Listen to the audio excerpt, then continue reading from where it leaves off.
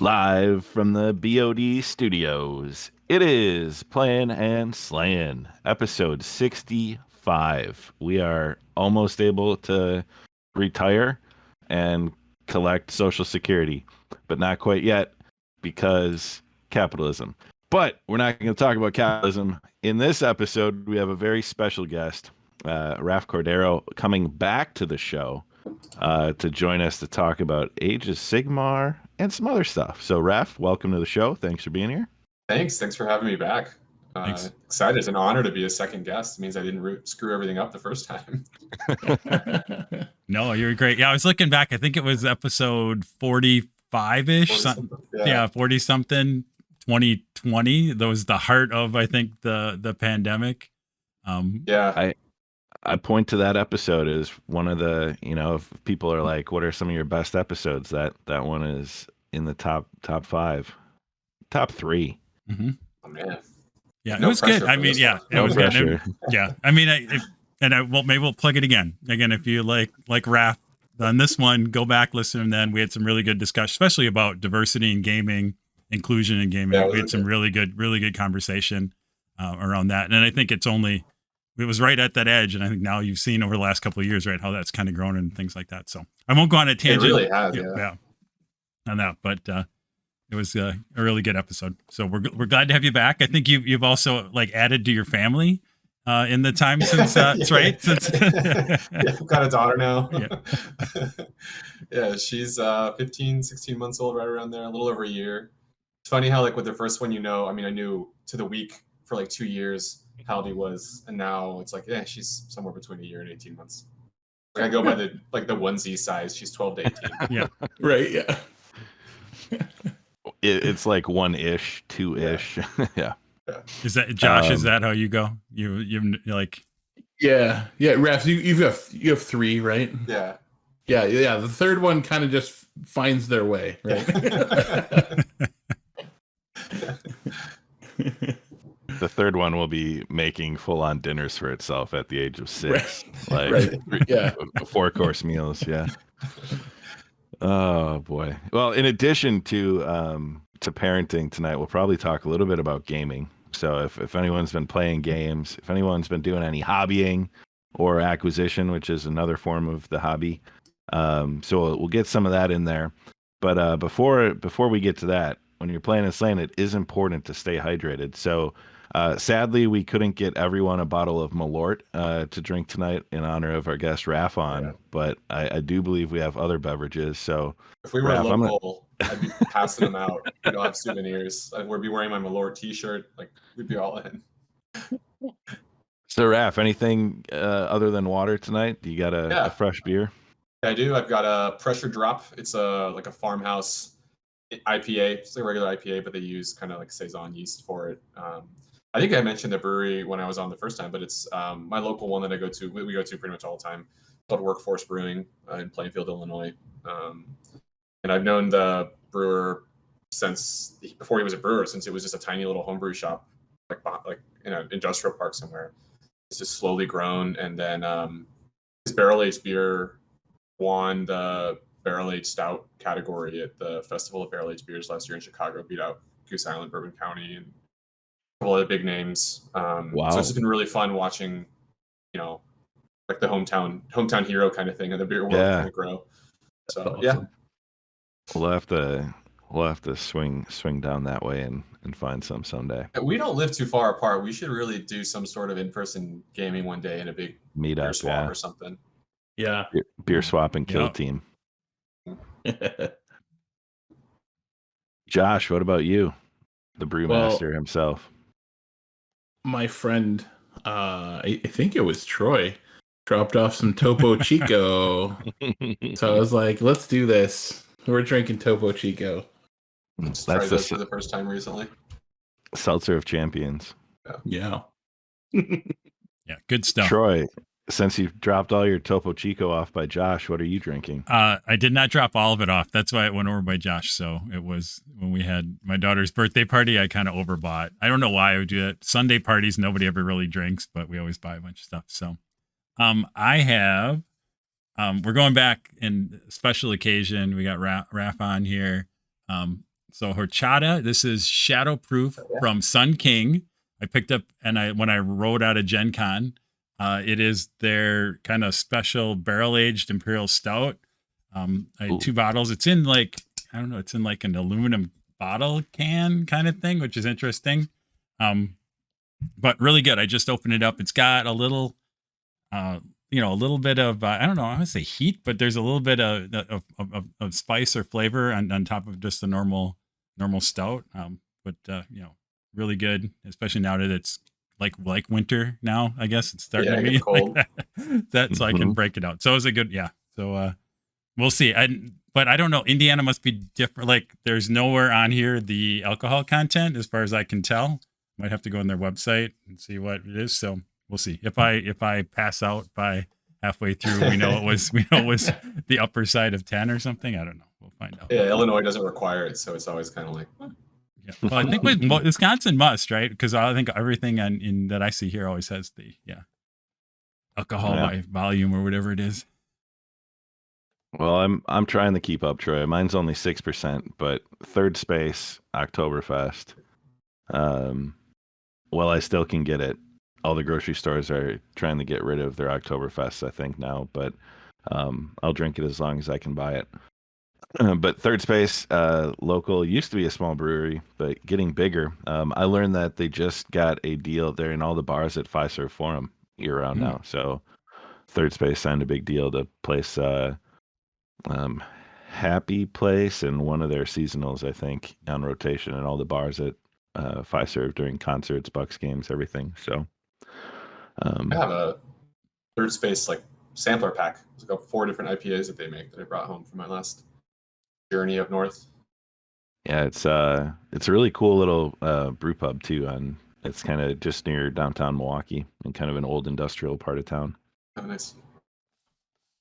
All right, so we're not drinking Malort, but we are drinking beer. So that's a win. Let's talk about playing some games. A little bit of a Magic the Gathering theme, I think, tonight is what I'm picking up. So the 40K Commander decks just released a couple weeks back.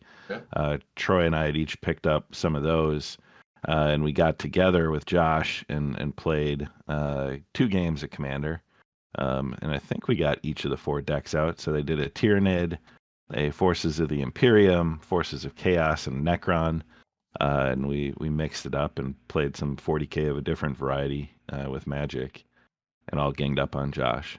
I saw a picture of someone using their actual Tyranid army as tokens for their Tyranid deck. So like every time they played the card, they pulled the giant, like the miniature out. That was pretty cool. We missed that. We should have done that. Yeah, that would have been pretty cool. Yeah, because you definitely needed tokens, that's for sure. Yeah. I haven't played them yet, but I picked up the set of them.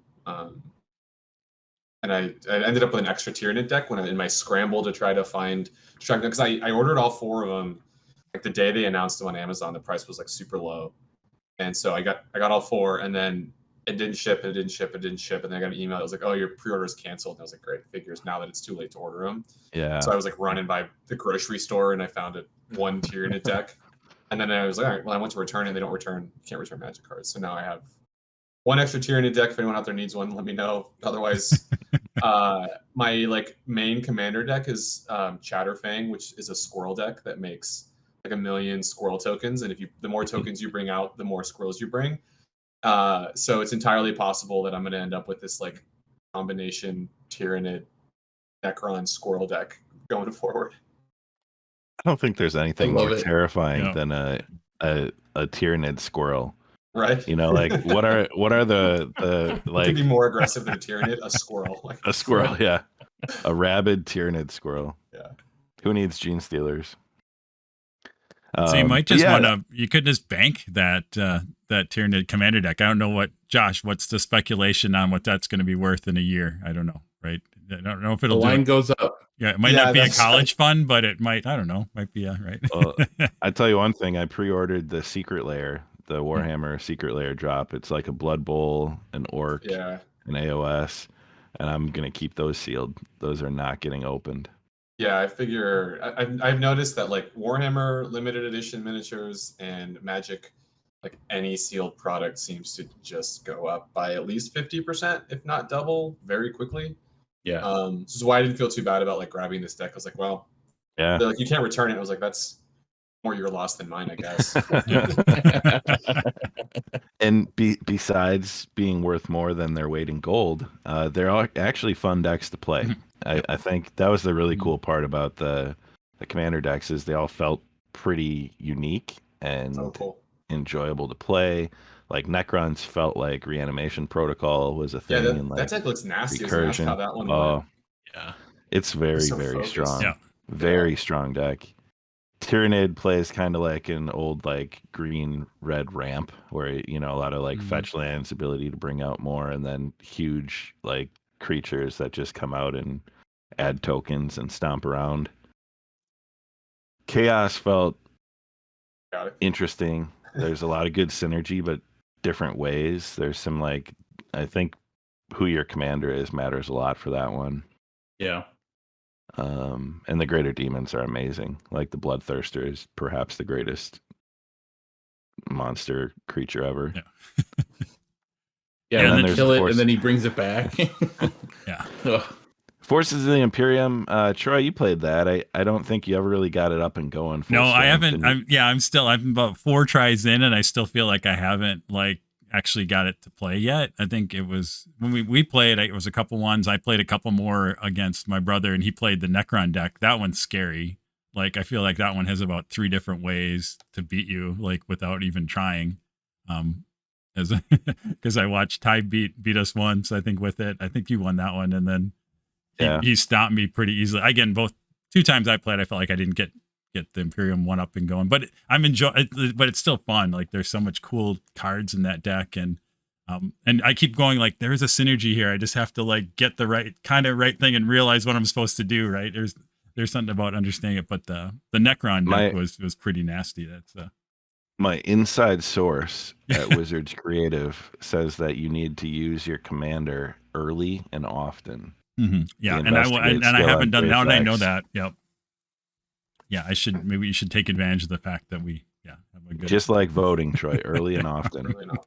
Yeah, it's the Chicago. That is It's the Chicagoland sprawl talking. the Windy City. Yeah. Grift and graft everywhere. All right. So Raf, you've been doing some magic of another variety. Yeah, I think I mentioned it in the last episode. It was right around the time that I got into Magic, like I discovered Magic basically. I've like played like in college and as an elementary school kid, but with the pandemic and not being able to go out, I got hooked on Arena on drafting. Like I don't play Standard, I don't play Brawl, I don't play any of the other formats. Like I'm just one of those like draft junkies putting another 1,500 gems into the Wizards machine. And I've basically what ends up happening is I find I really like a set, and if I don't, I just don't play. Like I didn't play like any of the Innistrad sets. I didn't like the draft there. But then I played tons of Kaldheim. I played tons of Kamigawa. I played a lot of Dominaria. I've been very bad at Dominaria. That one has tested me. But then I got a cool opportunity recently. So I was like not complaining, but I was like I just lost a bunch of games in Dominaria drafts, and I was in the Limited Level Ups podcast, their Discord, and I was like looking for some help, and this guy IM'd me was like, "Hey, are you interested in like coaching, like professional Magic the Gathering coaching?" And I was like, "Man, I must be real bad for a coach to be like reaching out to me." But it turns out he and his brother started. It's a startup, and it's called Esporter, and it is group coaching with like a Magic Pro. I think they do Magic, Hearthstone, and I think League of Legends are the 3 games that they're trying to support right now. But they get some of the best players, like the Magic coach that his name's Alex, and he's like literally Mythic 1 most seasons. He's like one of the best Magic drafters. And their vision for the Esporter program was like Rec League Magic, or like Rec League, Hearthstone or whatever. So it's like you get an hour of instruction a week, then an hour of like office hours with one of the founders of the company who's also a mythic level drafter. But like you work with your coach, you work with the guy. They like review your drafts that you can on 17. I don't know if you guys use 17 lands on Arena, but if you're drafting on Arena, there's a program you can run that will record all of your drafts and all of your games. So you can like cool. replay your drafts, and other people can look at them and be like, "Oh, I would have taken this pick. You could have taken that pick." And it'll replay your whole game. You can step through an entire game and have someone say like, "Oh, you probably shouldn't have blocked there. You should have blocked there." Like give you some like play tips type stuff. So it's a group coaching where they review your logs. You do drafts together. They answer a bunch of questions. It felt really informative. And then the rec league part comes in, where at the end of each week you get with your class and you do a mock draft through one of the websites that does mock drafts. And then you get scrimmages, like you get assigned, go play a game against this guy on Tuesday and on Thursday, and you jump into Arena, you play your game, they record the results, and over the course of the month, they keep track of how you're doing, and then it ends in a tournament where you can win like 50% of the money that went into the course comes back to the player who wins the tournament. I think maybe first, second, or whatever. But then they do like your coach's class against one of the other coaches' class. That's how we did it. So it was like two pods. They call them pods. Really awesome. Like, just loved it. And I went in like, yes, like I'm bleeding gems. I'm doing this. Like they do an intro survey, and I was like, I want to get good. Like I want to get better. And like one of the options was like make friends. And I was like, what? Like I'm not doing this to make friends. And then I found that like you do your scrimmage, and because it's casual and it's not like high stakes, one of the guys and I ended up talking for like an hour after our scrimmage just about all kinds of stuff. And I found out that he does these he just signs up for the next one as soon as one's over. He's really good. He has like a 65%, 70% win rate on Arena. Wow. But he said like it's his Friday night magic. He doesn't really go out anymore because the pandemic took that away, and he's like he moved, and a lot of the people in there were like, this is replaced Friday night magic for me. And they get that social part of it, and I had a ton of fun with it. If it was easier to coordinate in my schedule, I would probably do another one. I wouldn't do them back to back, but like try the next set, and if it sounds fun, go get a crash course in it. And then for each set that I like to get a little boost, because I was doing really bad in Domineer. My win rate, 17 lands tracks, all this sort of stuff. I was at like 40%, 42%. Normally I'm at 55 plus. And just from the 1 month of class, I jumped back up to over 50.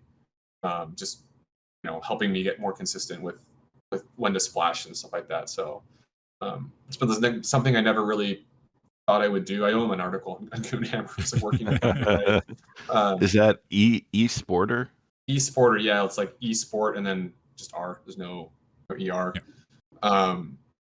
But it's like I said, they're building out a community, because they have a Discord too, and even if 1 in 10 or 2 in 10 of the people in a class stay in the Discord, you slowly over time building a community for all of these games, and I never realized how easy it was to do these mock drafts and scrimmage games on Arena. So like now, like you could do it with anybody. You could go do a mock draft and then jump into Arena, and as long as you've got 2 or 3 wild cards, you can probably build anything you draft.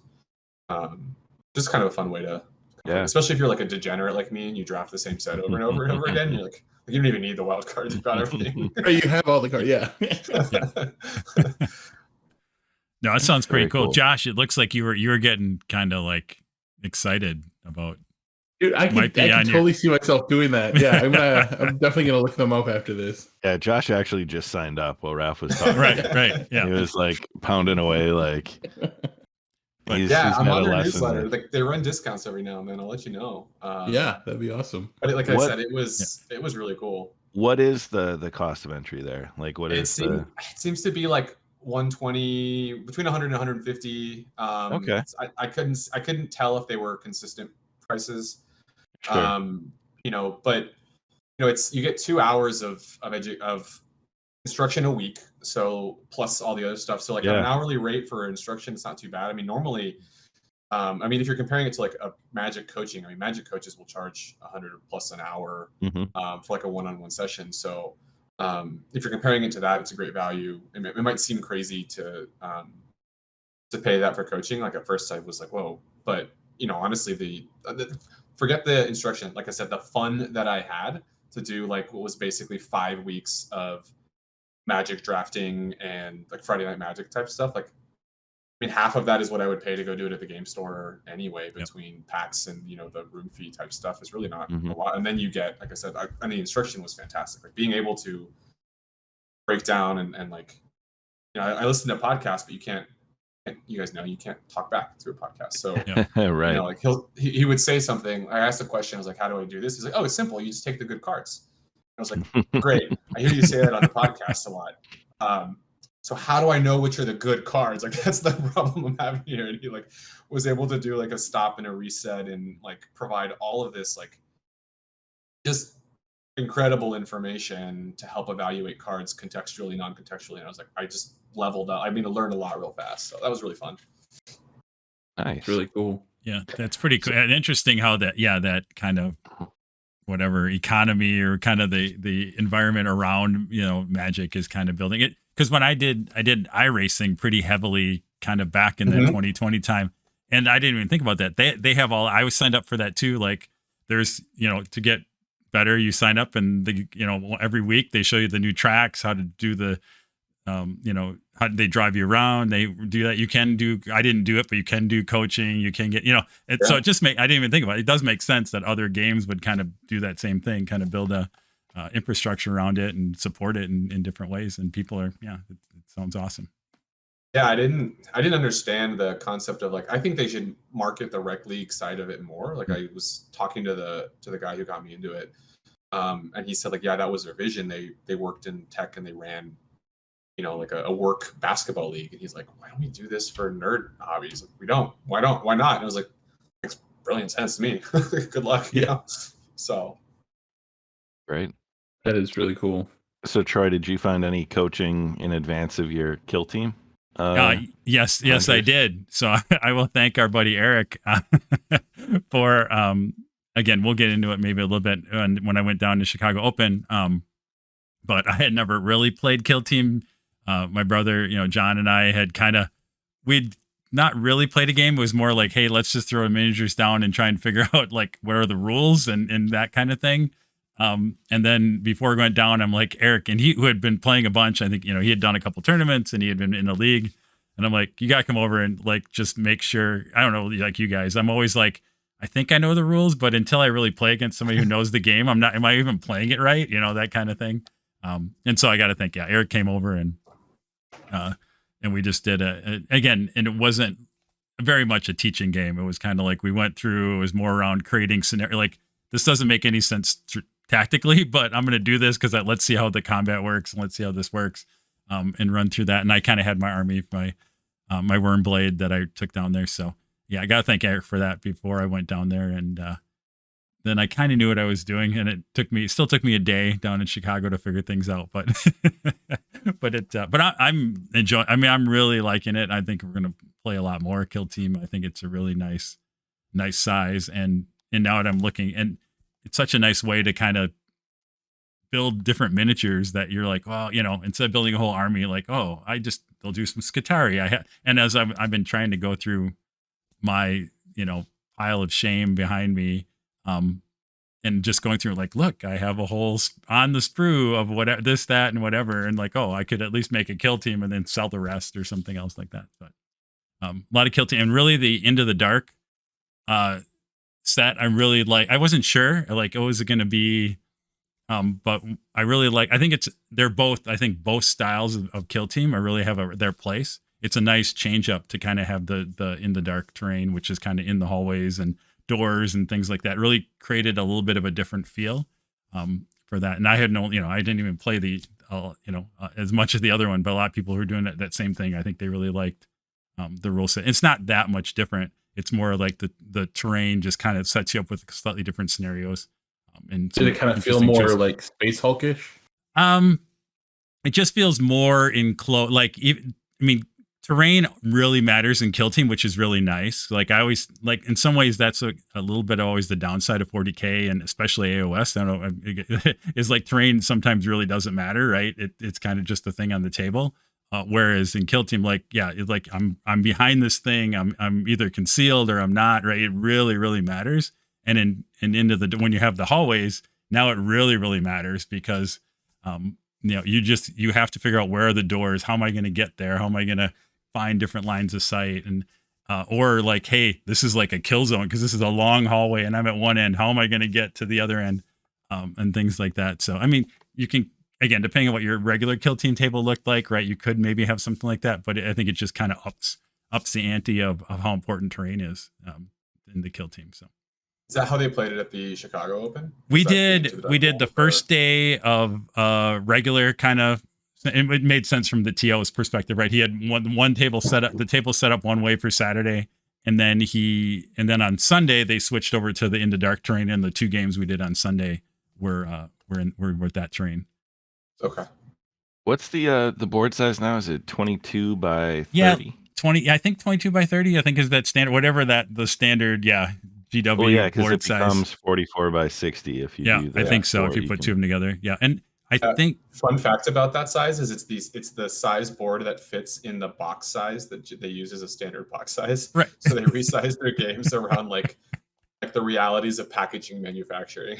Yeah, it just seemed really I would say arbitrary. It was very deliberate, but it was just more around what does our box size hold? That's what size our boards are going to be. It's so funny to think about how much work goes into designing these games and balancing them. And like, you have to think that at some point they landed on 4x6 and then they built their game around that, about what ranges make sense for what. And, they play, and then someone comes in and is like, hey, packaging boxes is a huge pain. We can't do anything larger than this. So yeah, no, as we can increase our profits by £2 for every unit sold if we reduce our board size 4 inches. And they said done. Yeah. The line goes up. Yeah, now we can sell boards. Couldn't sell boards before, too big. Now we can sell boards. Yeah. Well, and all the third-party mat makers too, like, oh, we just sold you all these 6x4s. Guess what? Now we can sell you a 44x60, right? I did see a company that made these neoprene borders that you could lay over it to shrink it down, and then they printed a whole bunch of like rules reminders and spaces for your tokens and stuff. That's pretty clever. One of the guys in the indie AOS group, Dom makes these. He bought a wood burner, and they're like 6 or 8 pieces that kind of snap together to make a border, and it has like the AOS rules, like terrain rules, different things. They're really cool, and it's just using the wood burner for like a frame around your 4x6 mat. Yeah. So Troy's doing some kill team in advance of the open, and I'm trying to figure out if there's such a thing as too many role-playing games. Running 2 D&D campaigns, playing in a mage campaign, and playing in a weekly vampire game. I'm running out of days to play role-playing games, but I'm thinking about adding a 5th game. So I think I have a problem, and I'm willing to admit it. But D&D is going good, I think. You guys are playing in that.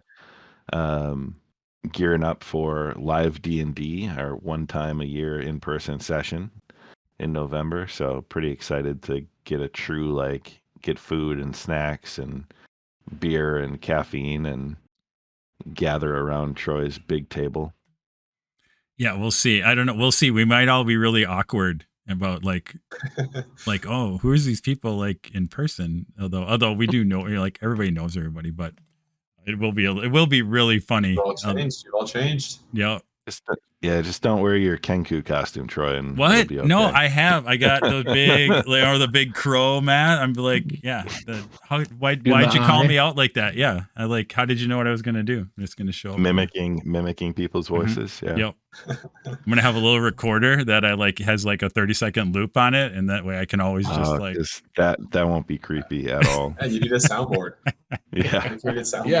I keep thinking I seriously was thinking about doing that for on Roll20, but I haven't been that ambitious yet to figure that out. But I got to be honest, though, I am enjoying running 2 campaigns in the same world, and I have fallen into this corner of TikTok that is paid GMs, and sharing their tips and tricks. And this one guy runs 14 games a week.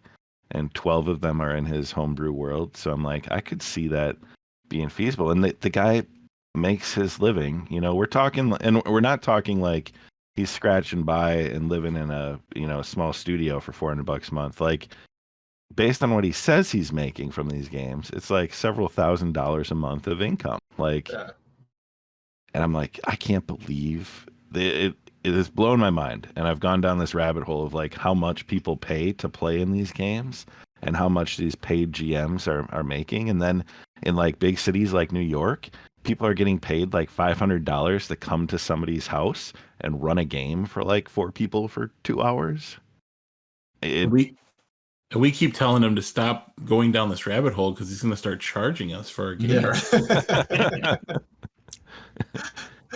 Bump out the friend group for or no, what's going to end up happening is you're going to be playing a game and you're going to be like, hold on, this doesn't, he's just testing NPCs and scenarios.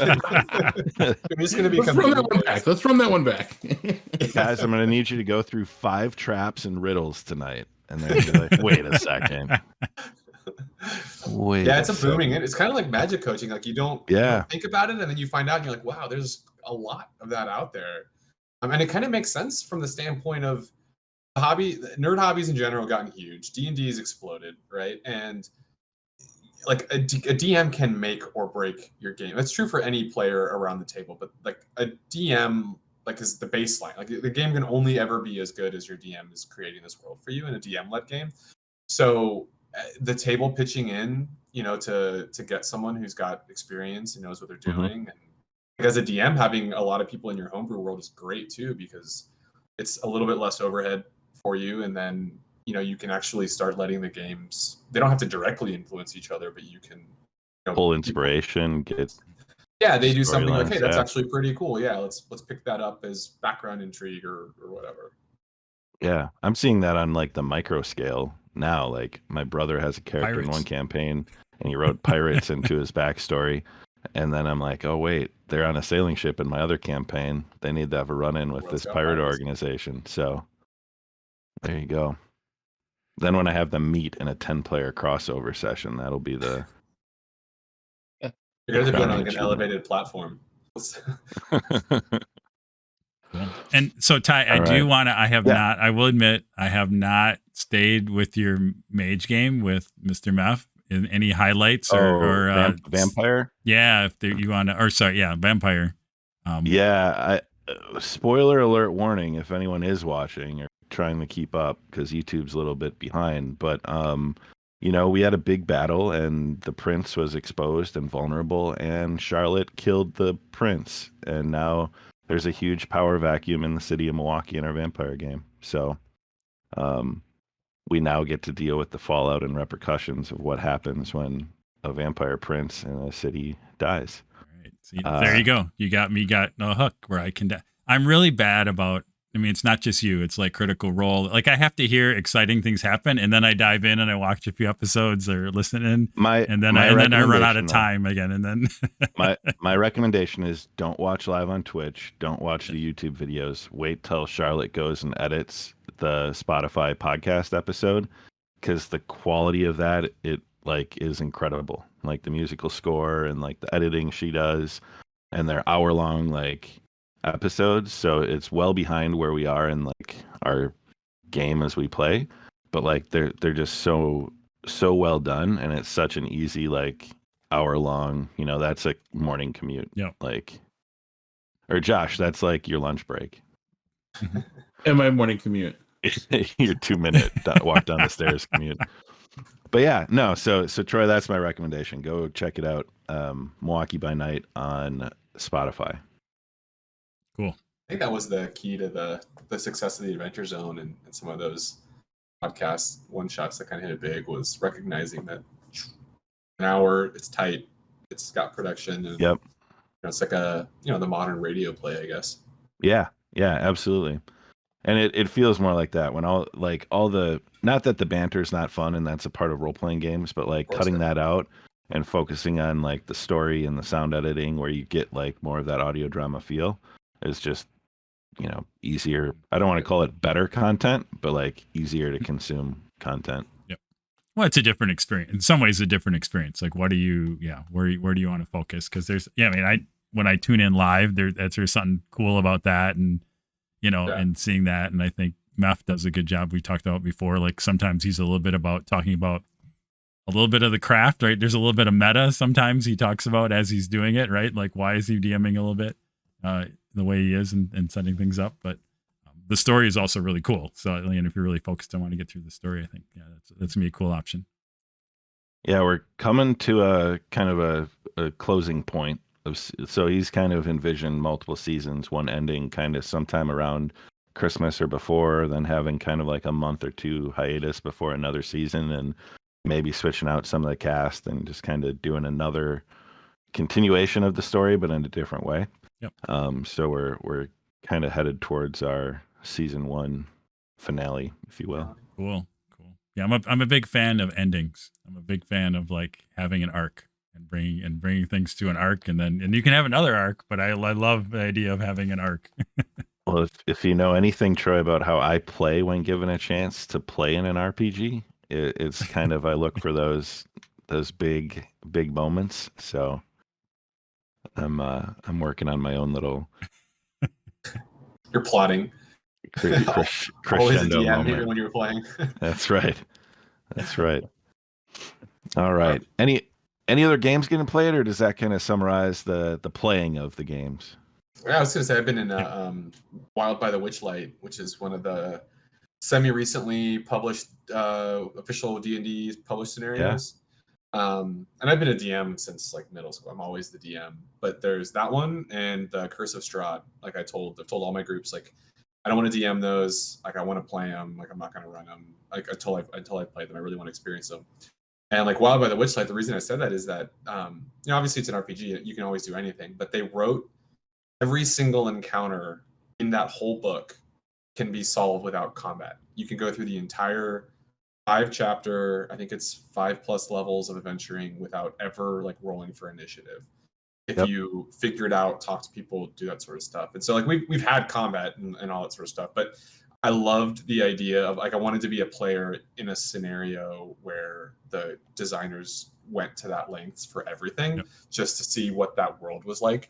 And it's been really cool. And I think it's part of it is because they went into the Feywild plane. They can just be like just bonkers with different NPCs. Get it zany. Yeah. So that's been really fun. I really recommend that one for groups that are interested in the pre-published scenario, and the little the new creatures, the new classes that they added and character backgrounds they added are pretty cool. I'm playing like a anthropomorphic rabbit who wants to be a bard. Oh, and like the adventure hook to start it off is really cool. There's 2 adventure hooks, but one of them is that you've all been to this Witchlight Carnival as a young child or some point in your past, and you lost something there, and so you found yourself back to try to find what you've lost. But it's not like items; it's like your sense of humor, or you've lost. Like mine is, I've lost the ability to create original music. Like I can play music, I can imitate music, but I can't make my own. You're a cover band. Yeah, I'm a cover band. If I try to do anything original, it just like wah, and like just goes like off, and it just gets so like I've lost that desire. So like my character, I'm planning at some point in the adventure to multi-class to bard, but only once like I found that and like recovered that ability. So like I like that little like melancholy hook in this zany Fey world. I need to ask, have you flipped through Journeys to the Radiant Citadel yet?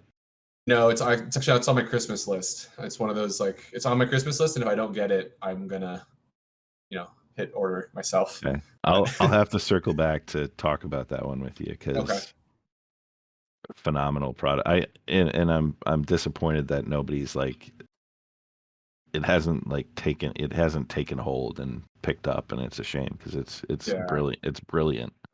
I heard that apparently like books have like 2 weeks to make a splash, and if they don't, Wizards like moves on from the marketing push, and like that one just but it's a good. But I've heard the same thing from multiple people.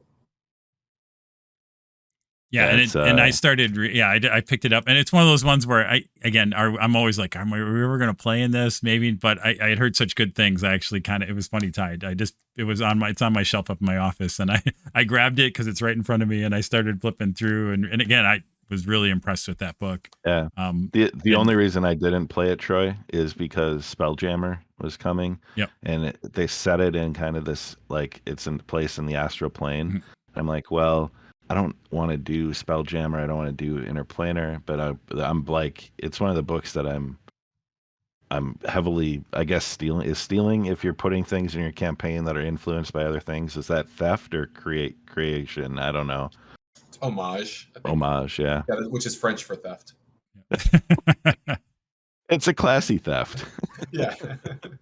Yeah, like to throw back to the other episode I was on, I didn't realize this. I probably would have bought it immediately if I had, but Wizards went and made a point of hiring writers from like an extraordinarily diverse set of backgrounds that they don't normally have in their writer pool to create stories and stuff. And I think like one of them, I read a little blurb. The author was like, "Yeah, I think she's Indian or Thai or something like that." And the whole adventure takes place in like a street market, and like she found a way. Apparently, like I said, I had up there to work to make that relevant. Like it's not just a background setting; it is a very real part of the experience that your characters will interact with, and like that kind of stuff. It's exactly what we talked about last episode. It was like, cool. I would have never done that. Would have never been, would have never probably run across that in a game if not for that. So happy to give that a shot. Yeah, each of the authors brings a little part of themselves to the story, right? Like, that's part of being an author is you're telling your story, and it gave people that haven't had a chance to tell their story in D&D, and it's a gorgeous product too. So yeah, check back in after. Give me a week after Christmas, and if I haven't received it, I'll have it. All right. Hobby. I'll start because I've been doing nothing unless Dungeon Alchemist map making counts. I've logged 50 hours in Dungeon Alchemist in the last month.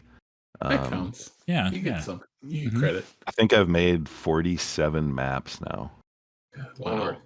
I'm just stockpiling at this point. I'm like, if I ever need an abandoned monastery on a cliffside, done. You're just building your portfolio. A wizard tower, for done. Your future well, what's very cool too is they now have Steam Workshop. So Dungeon Alchemist is the last release at the end of September. Added Steam Workshop so you can share your maps out there. I haven't done that yet, but then people can download and it's pretty cool to sift through and see what people are making. Probably put those in the Roll20 marketplace too, right? Can't you put maps?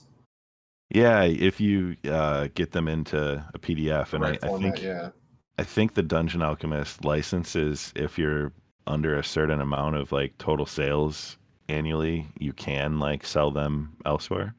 Okay. But yeah, you could do a map pack and Roll20.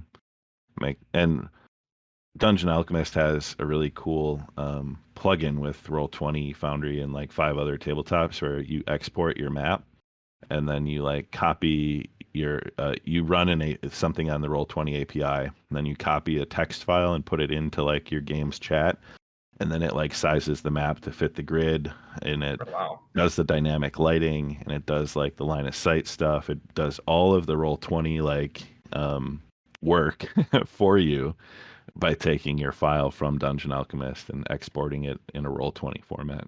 It's incredible. That's really awesome. That's my hobby. I've just been making maps as I look behind me at things to be built and painted, and I'll kick it over to Troy though. Troy, share your hobby. I don't. I mean, the only thing I kind of did was what we did for our gaming accountability. I had to paint a few guys for my kill team. So a few Gene Stealer cult guys with special weapons, and a new HQ guy, all got put together and thrown on there. So that's about all I've done. I was trying to look around. Yeah, I think that's all I've done. Otherwise, I've just been going through, like I said, part of my hobby is trying to get rid of a lot of my, at some point I've kind of reached that point where I'm just overwhelmed by the amount of stuff I have. And I'm I got to start clearing stuff out. So I've been trying to make piles to take to Noble Night at some point. So Oh, yeah, you guys are near Noble Night, aren't you?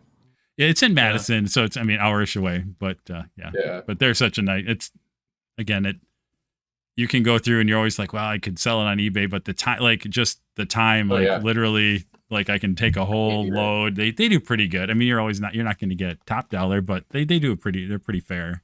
I feel like I just love that you can turn old clutter that you're not using into new clutter that you look at and say you're going to use. Yep. I could get more value on eBay, but I take my local game store does consignment, and you set your own price and you get it all back in store credit. So like not only do I like slash the prices and then I come in and the store charges generally MSRP. So like it's a really bad exchange rate, but it is really good at turning like lots and lots of board games I'm not playing into like a box of magic boosters that I'll draft and turn into a cube or something. And then buying sealed magic product is like a horrible exchange rate. So I'm really doing great on the downsizing part. And building that cube, you won't be using black or blue magic cards, right?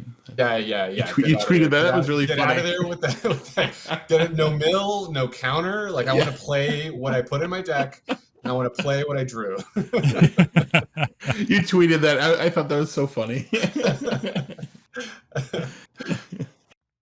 I had a funny magic moment leaving. I was leaving Madison and stopped at there's a Quick Trip in like Sun Prairie or some on the way out of town, and I hit that Quick Trip and I was wearing my YOLO with the red mana symbol T-shirt leaving GameholeCon Friday, and the cashier goes, "Do you play Magic?" And I was like, "I mean, I dabble. Yeah, I don't know that I play, but sometimes." I'm like, "Oh, cool. I recognize the shirt." I'm like, "Do you play?" And she's like, I used to. I'm like, "Oh, you should get back in. There's some really cool stuff going on right now." She's like, "Oh yeah, I will." I'm like, "All right, have a good night," and left, and then collected my commission from Wizards for. My wife's company has a really nice benefit for us since we work from home. Whereas if like daycare closes or your kid gets sick or whatever, they will contract through like a cares.com or a nanny service, and you can get like a day nanny to watch your kids while you keep working. And then, we still pay for it, but we get a nice discounted rate on it. And so the other day, I think it was like Columbus Day or something like that. Daycare was closed. All three kids were home. And, sometimes we'll just manage it. But we're like, we both have full schedules. And so she got someone. And, this girl comes in and we're showing her around the house. And I had a pile of magic cards on the table that had like some booster packs that I had opened. And she's like, "Are those your magic cards or are those your 7-year-olds?" And I was like, no, those are mine. The 7-year-olds are the Pokemon cards. Yeah. But she started talking. She's like, she just discovered Magic recently in D&D and was trying to get her fiance will play Magic with her, but they haven't been able to put together a D&D group. And they were struggling to learn how to play. And they didn't really know where to start. And I was like, "Well, you are babysitting at the right house." Yeah. And so, like, at some point, all the kids went down for a nap, and a meeting got canceled. And I was like, "You want to learn how to play Commander? I'll teach you how to play Magic for the next hour." This hole in my schedule. And my wife comes down. She's like, "What the hell is going on right now?" That's brilliant. Oh, Yeah. that's just a great story. Yep. So Raf has hired a babysitter so that he has a Magic partner. That's what I just heard. That's what I. Yet, and I'm like, okay, but how do we get 4? And I'm just gonna I'm gonna play D&D. All right, Josh, your list is long. Before we get to Raf or Hobby, what have you been doing, Mr. Sam's Workshop? Josh. Yeah. I've been kind of like scatterbrain hobby. So I've been working on those street tiles for Marvel Crisis Protocol, and I have that ooze tile that I'm trying to finish up. And so I was like, okay, I think I need like little barrels, right? Like little radioactive barrels. And I think one of you guys mentioned it had the same idea, and I'm like, yes, I'm on it. And I found a little package of barrels that I had like 10 of them or something. I'm like, you know what? Instead of using these, I'm going to make a mold of them so that I can make some more, right? Because inevitably you need more barrels. And I'm like, let's make a mold. So now I'm going down this mold. It all kind of travels together, right? So I'm making a mold of barrels, and I did it like 3 different times, and ended up getting a pressure pot so that it would actually mold correctly, because I was winging it for a couple times, and I'm like, all right, I'm actually going to get a pressure pot. And so then now I have amazing mold of these little barrels, and then my Crisis Protocol Sentinel showed up, and so then I put all that aside and I started building those, and so that's where we are. So yeah, that is my hobby in a nutshell in the past like 2 weeks. I just so like the tempted to try MCP. How is it? Is it good? Oh, It's yeah. fun. Yeah. very good. It's so fun, and it is relatively easy to learn and play. Like, Okay. Yeah, if you like skirmish games specifically, For sure, yeah. it's super fun. Yeah. Okay. And the minis are awesome. Yeah. They're like gorgeous. Yeah. so dynamic. Yep. And They're great. there's different, I They're think, a little levels bigger of scale. yeah, and levels of play too. Like we've always kind of just played like a casual, a lot of times multiplayer, but there's a really strong, organized play group, and you can kind of, I think there's, you can add in a few more rules, and really you can, kind of amp it up if you're really kind of into you want to be more competitive, and but so I think, yeah, it's got a lot of room there, but I know it's Marvel superheroes. It's cool. Like, Right. I'm gonna homebrew rules for the ooze tile. When I play Daredevil on the tile, he gets 2 extra dice to each of his skills. It's his like origin Ooze. I like it. ooze tile. I like it. so Josh, I do want to Uh-huh. ask why did you choose to mold the barrels and not just 3D print barrels? Because that's a very great question. The barrels that I have were injection molded or something, so they're like nice and round. 3D printing, you can get close, right? You can get close to round, but you still have that edge, right? It's not exactly round. So I'm like, you know what? I'm gonna do this. Like I want to do it right, and so then I made the mold, and now I have the mold to do as many barrels as I want, right? So yeah, and I'm not gonna sell them or anything, so I'm not like scamming anybody, but yeah, that's where I'm at. All right. But if you wanted to, you're gonna sell them in a 22 by 30 box. Right.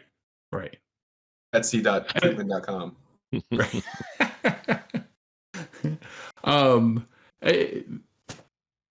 I guess if you had a resin printer, you could get pretty close to round. I don't, so I just have the other type. Right. And they are pretty small. Like they're smaller too, right? Is that kind of the? Yeah. Right. So yeah, when you get to smaller size, then you get kind of like your that 3D. edging. Yeah, it's hard to get it. Okay. Yeah, I Gonna didn't know work, if you right? tried it and you're like you didn't like it, or if you just said no, I'm gonna mold these. Yeah, I did try a couple different things that I found out there, and they were good, but I was like, well, I have these. I have like 10 of them. Let's make a mold, and yeah. So plus I like making molds. It's fun. It is. Yeah. When I did it pre 3D printing, like when I made a whole bunch of floor tiles. That's when we got into it. But I also remember it being kind of a pain, like getting them, once you got the mold made, then it was like, all right, now I just need to mix up the rest. That was getting the mold made was the pain in the ass. Like once you get that silicone mold made, get that to work was the pain. And then once you had that, then all right, yeah, now I got the machine and I can kind of do it. But Well, it was definitely try it once, fail. Try it second time, fail. Okay, now I need a tool. Like I need the pressure pot. Put it in the pressure pot. Oh, look, it magically works. So, yeah. I think it's right cool tool for the right job. How much this hobby like unlocks. Not even unlocks. Like I was talking to somebody recently. Like I never grew up thinking of myself as a creative person. I was always like a math and science kind of nerd. But through gaming, I've realized that that's always just been there, and it never ends. And everyone I talk to who's in the hobby for a long time, it never ends because it's not about an endpoint. It's like you think like, oh, I'll get a 3D printer and then I can make anything I ever need. And you're like, well, but I'm not doing this just to make things I need, because then you find limits for the 3D printing and you where you get really good at it and now it's not as challenging anymore, and your creative brain makes space for the next thing, so you start making the next thing. And like it's like for me, I started with, I was like, I'm never gonna clean mold lines and drill barrels, it's ridiculous. And then like now my last few projects, I've been green stuffing and I've been like sculpting, which I never thought I would do. And like it just, and then once you kind of, you don't even need to master it, you just need to be comfortable with it. It's like your brain just starts going like, great, what's the next challenge? And I'm just gonna keep eternally going. Let's pull the thread there, Raf. What have you been sculpting and working with green stuff on? Any large turtles? Yeah, very particularly large turtle. Yeah, most of my hobby the last few months was like a dead sprint to finish my Deepkin for the Chicago Open. But I have a 2,000 point army of Gits, or what was 2,000 points in like AOS 2.0 when it first came out. I haven't touched it since then. But the Deepkin like are my favorite army. It's my favorite range. It's got my favorite models that the GW makes. Like I grew up in in Florida, like really close to the beach. It's like scuba diving, like that whole thing is like this is my like hobby army. I was gonna rush as fast as I could to get it done, but I was unwilling to sacrifice the quality because I knew I had this backstop of like at the end of the day, like I'm not gonna win very many games in this Open. I've never played match play. Sigmar, I can just throw a bunch of Gits on the table and throw rubber dice at people, and we're all going to do shots of Malort anyway. So like that was my goal. So I was like, I'm sprinting. I've never painted so much in my life. True story, gave myself tendonitis in my knee painting because of the way I sit at my table, or at least I aggravated tendonitis and like have a mini painting injury. But anyway, it was all in service of like getting this done. And so when it came to do the turtle, one of the most like incredible experiences of my life was doing a night dive with my dad, a night scuba dive with my dad. And so you go down, and it's pitch black. You can hardly see anything. Everyone's got flashlights. It looks like something out of a movie. And you're not supposed to pick your flashlight up because if you shine it in someone's face, like now, great, they can't see and you're underwater. But I did like accidentally.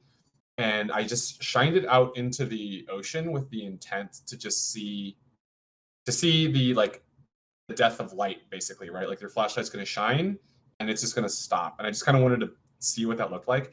And instead, I illuminated a enormous leatherback sea turtle that was probably 10 feet away from me, and its shell was 6 feet tall. Like if you've ever like leatherback turtles are enormous, the creatures.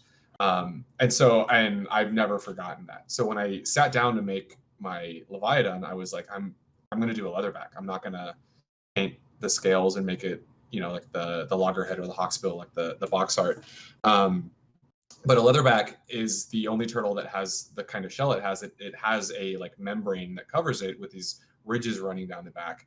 So in order to make it look like that, I had to like smooth in all of the ridges with good green stuff and milliput, and then let that dry and smooth it out, let it dry, and then sculpt ridges along both of the shells of the turtle, like kind of around the like powder, I think is what it's called, but the platform that sits on top of the turtle. So I was like, all right, well, then I need to make it look like they kind of cut it. So it was just like like I just said, it was like it started as something simple and then got a little more complicated, But I think I'd used green stuff like 5 times to fill gaps, if that. Like I just really didn't know what I was doing.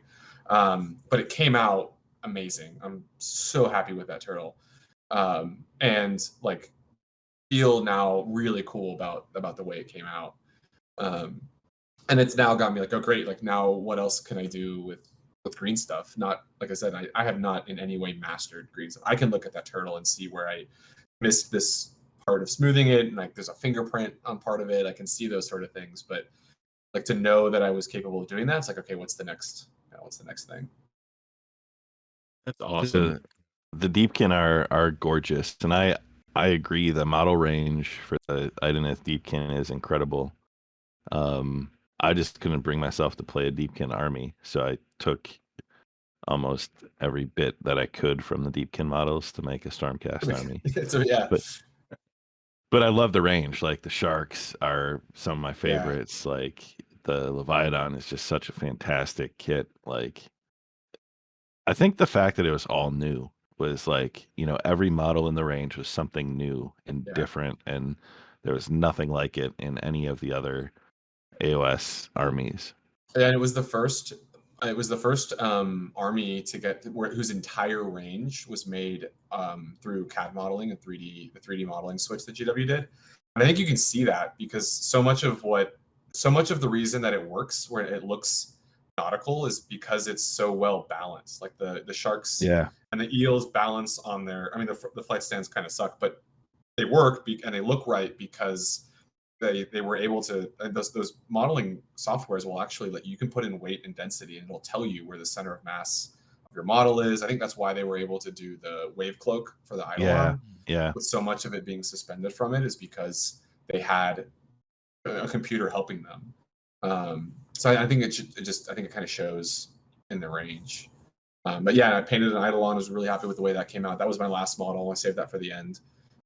So I got it done like a week before the open, which is about what I expect. I was like, at some point I was like, oh, I'm ahead of schedule. Like, I'm gonna have plenty of time, and then it just never actually works that way.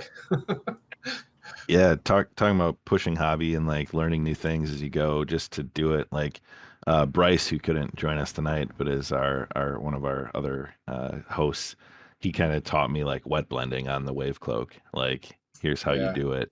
Like, get your lines, get this, put a line here, bring it up, bring it down, another line here. Like, thinking of it in these sections to like get that flowing look. He described a way he uses it's like a 5-step zenithal that he uses for contrast. And one of the episodes, right after the Lumineth Realm Lords came out, because he went deep into that army, if I remember right. And I stole that from him, and I've used it, and it works really, really well. Yeah, he does a lot of really good work with getting that zenithal and then glazing. Like, he does a ton of his painting with glazing and gets some really beautiful blends and nice like color saturation. And so yeah, the Deepkin, and then done.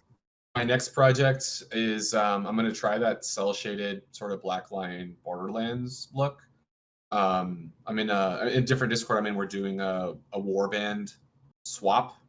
So we're all you either signed up for Warcry or you signed up for Kill Team, and you've got to paint your target a warband.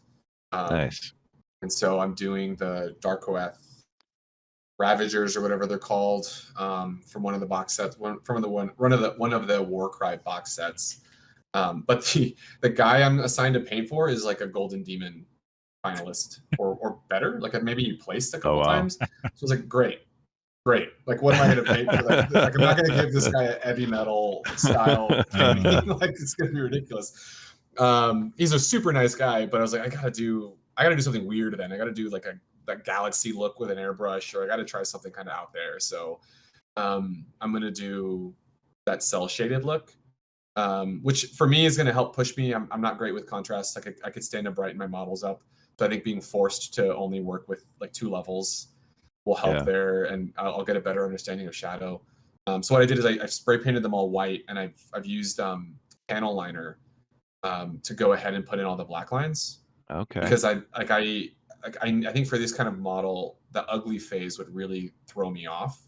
And so if all of the black lines are there, even if I have to go back in and repaint them or redo them, just being able to see that progression while I'm doing the other base coats, I think will be a big help. Are you taking any kind of photos as you go? Like, I'd be interested in seeing kind of the yeah, I will. I will, yeah. So I've only blacklined one model. They're all prime, but I've only been able to blackline one model. So yeah, I'm planning to take a bunch of steps. I'm into like watch a million videos, read a million tutorials phase of painting. Yeah. What kind of paint are you gonna? I'm just wondering, like, could you use contrast paint on that then? Which would be that the contrast would be transparent enough that it wouldn't cover up your black line. And might be an interesting technique. I don't know. Yeah, I haven't tried it at all, but it's just a thought. So there's like 3 different ways to cell shade models I was looking. So there's like traditional, where it's just one color with black lines, and that's like classic Disney animation style, like the Snow White, getting all the way up into like Aladdin. Aladdin started doing two-tone shading, but getting up that way. And then you get into that style where you might have a layer of highlights, but you don't black line in between them. So you'll just have, like a pale skin tone and then a brighter, like a dark skin tone and a brighter one, and you don't black line the transition points. And then you have sort of the Borderlands, more modern 3D cell shading effect that goes very heavy on black lines everywhere. They put them on a lot of translation points. And Borderlands actually does it's a black line and a white line. Like if you look closely at a Borderlands animation cell, it's got two layers of highlights. It's stark white and stark black, which is just, I'm not going to do that. That's way too much. So you can use contrast. A lot of people do use contrast for it. I have to look at the new range of contrast paints. My experience with the original line of contrast paints is that they're, I think, a little too muddy. Like I really want a clean, solid tone for each of these. And the new ones do provide that really, really well. The new ones are super saturated, but I don't think they have a lot of flesh tones. And I don't want to do that for like the pants, but then not the skin. So I haven't exactly figured out how I'm going to do that. Like maybe I can combine them. I don't know. Because that Dark Oath warband is all kind of like the Chaos Reaver Barbarian, like, so a lot of flesh from what I recall. Yeah, a lot of flesh, but then but not a lot of like Chaos Gribbly bits. Like there's spikes and stuff like that, but it's not like a Chaos Warrior armor. Like it's going to be like a shoulder panel of armor that's going to be easier to shade, or a single shield versus horns and plate armor and stuff like that. So and furs and stuff. Yeah. So we'll see. I'm hoping it comes out passable before I box it up and send it to this guy. I'm sure it'll be really good. Yeah. For the sake of time and because Bryce isn't here, I'm going to skip our hobby gaming accountability challenge bit and move to Kickstarter. So Troy will give you the credit that you're due when we get to record with Bryce next time for your work towards your Kill Team squad. You don't have to scramble and do something new, but it also gives Josh and I time to play catch up. And we didn't share pictures either to judge each other. So that's a good. The Raf, we've been trying to do every episode. There's a new challenge. And then if you don't complete it, there's a charity component for giving money. I like that I get to come on the show and not have to worry about that part of it. But I love the idea of like pushing you to do your hobbying, because it is really easy to find a reason not to. Yeah. I mean, in my case, I'm on the injured list. Right. So, kind of nice. You got a doctor's note. So we'll do a quick crowdfunding. Troy, it looks like you've been busy back on Kickstarter. You swore it off, but you're back. No, well, I'm not. So I just have a couple stories. I will. One I want to and I don't know if we mentioned two. Like I don't remember when our last episode where we talked. I think we did mention the Matt Forback's book came out. I think we had talked about that last time. It got delivered. Gorgeous book, really good. I read a little bit of it. At some point we'll talk deeper about it. The other thing that I got recently that came was Hunter Limited, or Renegade now, Gods of Metal Ragnarok, which is kind of Ivan Norman's, I think, like pet project around a heavy metal role-playing game. And I got this like within 2 days of getting Swords and Sorcery also. But reading this book, just loving it. Like I'm a metal guy. I love it. And so I don't know if I'll ever play this again. We talked many times about all the RPGs I own and never play. But I could just see the love that he put into this thing. It's really good. It looks really fun. And then also he had recommended, like, the inspiration was what's the book? Kings. What's the book, Ty, we talked about? Kings of the Wild. Kings of the Wild. Yeah, actually, I was reading that. He's like one of the inspirations for what this was, that Kings of the Wild book, which moved that right to the top of my list too on there. So, I'm not quite sure if it's actually that book is the game is out in the wild quite yet. I know they delivered it in Kickstarter. I don't know if quite the print version is quite there. I only have the PDF at this point. So, wanted to mention that because I'm a big metalhead. Love that, and just the way he put the energy into that.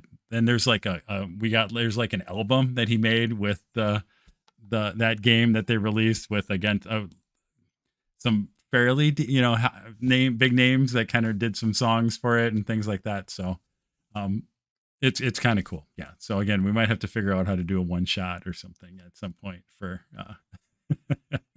in the world of Ragnarok, which is pretty funny. Excellent. Yeah, I'm waiting on fulfillment. Evidently, the hurricane disrupted some of the shipping for some of the CMON stuff. So, like, the new zombie side is waiting. I keep checking to see where Frostgrave, is headed. The Gloomhaven waiting for that to come into sequel. So I've got a few things that are just like pending fulfillment and shipping. Looking forward to, but maybe they'll be here sometime before winter. Raf, what about you? Have you been finding some cool stuff on the Kickstarter front or other crowdsourcing? I don't crowdsource too much anymore, which I think is what everyone says before they start crowdfunding a lot again. But the big one that I'm waiting for that is in production, I think it's actually shipped, is called World Breakers Advent of the Khanate, and it's a 2-player card. It might have a multiplayer mode, but I think it's a 2-player card game. But the designer is back in the Android Netrunner days, which is still in my opinion, one of the best card games ever made. There was this guy active in the community, Muir. He's one of the best. He was one of the best Netrunner players. Has spent a lot of time developing a 2-player card game. And he reached out to me, and I demoed it, and I immediately jumped on the Kickstarter. It was a really dynamic game, pretty simple to pick up and play. Had the concept of locations, which I liked from Netrunner. I missed that when I play Magic. I didn't get to try it, but he supposedly has designed it so that it has an interesting 4-player draft mode. So I picked up that. And again, throwing back to our old episode, he set it in Mongolia. It's called World Breakers, and then I think each, in theory, if there's expansions and future releases, each one is going to be a different era. So this one is Genghis Khan, Mongolia type, setting. But he reached out, and all the art is done by artists from Mongolia. He worked with a consultant from the university. He worked with Miss Mongolia, I think, the Miss Universe contestant. She was a cultural consultant and helped out and put him in contact with a bunch of things and did the voiceover for the Kickstarter video. So he did a tremendous amount of work on that front, which I appreciate. And then the game was really good. I've got high hopes for this system to kind of play with my Netrunner friends, and that's coming in. So that one's exciting. And then I don't know if you've all seen Necro Molds, but it is a Play-Doh, and it's not Play-Doh. Play-Doh's trademarked, but it is a modeling clay-based skirmish war game where instead of points, you use a mass of Play-Doh as your army. And so and the whole thing is like a 90s kid's dream. It's bright Play-Doh, and you have these plastic molds that remind me of creepy crawlies. And you take your wad of Play-Doh and you mold it, and it's this bug man. And the bigger the monster, the more Play-Doh it takes, the more powerful it is. You can do horde armies, you can do whatever. It plays really quickly. My boys love it. And when you kill something in combat, everyone wears this giant ring, and you squash your opponent's model, and then it leaves a mold of a spider or a worm or a skull or whatever, and then that becomes terrain now on the board that you have to move around. So it's a fun. It's a better game than I expected when I originally backed it. I was like, this is a novelty. There was a lot of red flags, honestly, on the campaign. But I was like, it's at the end of the day, it's Play-Doh war games. I'll bet the boys will like it, and they do. But it is actually a better game than I should have given it more credit. So they put an expansion up, and so now the expansion is you mold like swords and shields, and you press them into your models. So you like give them equipment and stuff. So that was on either Kickstarter or GameFound. But yeah, Awesome. Cool. So you mentioned cool. you mentioned Netrunner, and I've stumbled across this. I don't know if everybody knows, like this Null Signal Games. You heard about this company that kind of has keeping Netrunner alive? I don't know. I stumbled upon some article. Yeah. And I guess they're and they're even putting out new cards. I think they're kind of like waiting to get sued. Like, well, if we get sued, we get sued. But because I always had heard, I never played it, but I always heard what you said, that people really love Netrunner. It's a really good game. Looks phenomenal, the asymmetric aspect of it and things like that. And then can't remember where I stumbled upon an article, and I'm like, oh, somebody's still keeping that game alive, and even adding new things to it to kind of keep the community there. So. Yeah, so Fantasy Flight the game itself was an original TCG from like the 90s that Wizards of the Coast, WizKids. Yeah. WizKids published it, I think. I think it's Wizards of the Coast. I think it is Wizards of the Coast. I think it was Wizards, yeah. Yeah, so it was designed by Richard Garfield, who designed Magic, and it is one of the most un-Magic feeling card games like you'll ever play. Like so many 2-player card games, you can trace parts of their DNA into Magic, and this was like Garfield being like, no, what if everything was the opposite of that? And so it like went out of print. Fantasy Flight picked up the license for the game mechanics and then set it in their existing world of Android, which is a cyberpunk world. And so they called it Android Netrunner because it was set in their Android world. Game was a huge success. Wizards took the license back and has the mechanic license back and has done like nothing with it. A lot of people think that it was potentially becoming a threat to Magic itself, which is hard to believe, but maybe. And so Fantasy Flight stopped making the game. They still own the universe, but they don't own the game. And so a bunch of people started continuing to release sets and make games, and they called it the Nisei Project, which is Nisei is from the world of Android.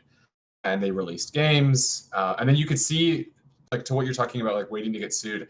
At some point, they reworked some of the mechanics and changed the wordings, like all of the things that could be trademarked.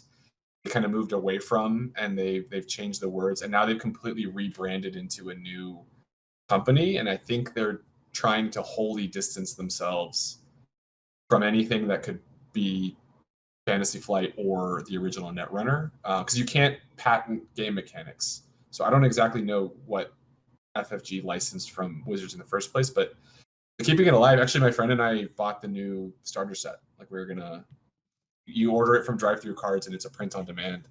But we're gonna see what it's like, what the new system core is like, because that's actually how my game group, we all became friends because of Netrunner.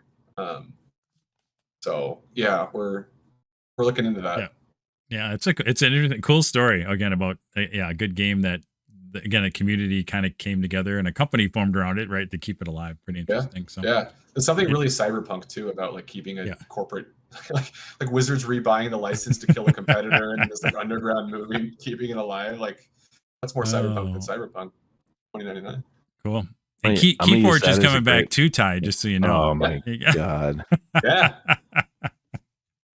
Did you miss the campaign? You could have gotten a name with like a Playin and Slayin branded deck. Yep. Or Ty deck. You could have put your name on it. Yeah.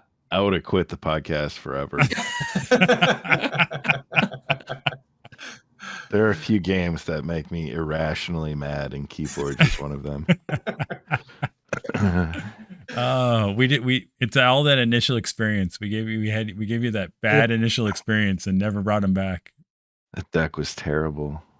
So you know what my favorite way to play Keyforge is, where you each play a game and then you swap decks. Yep. And you play again, and then you bid for the better deck. And like, yep. I love that. That makes so much more sense. It is. Yeah, it is fun. We used to play at time. When it first came out, we had at work. We had a big group then, and it was really popular. And I suggest played a putting a ton. pub table next to a dumpster, and instead of discarding into a discard pile on the table, you just discard into the dumpster.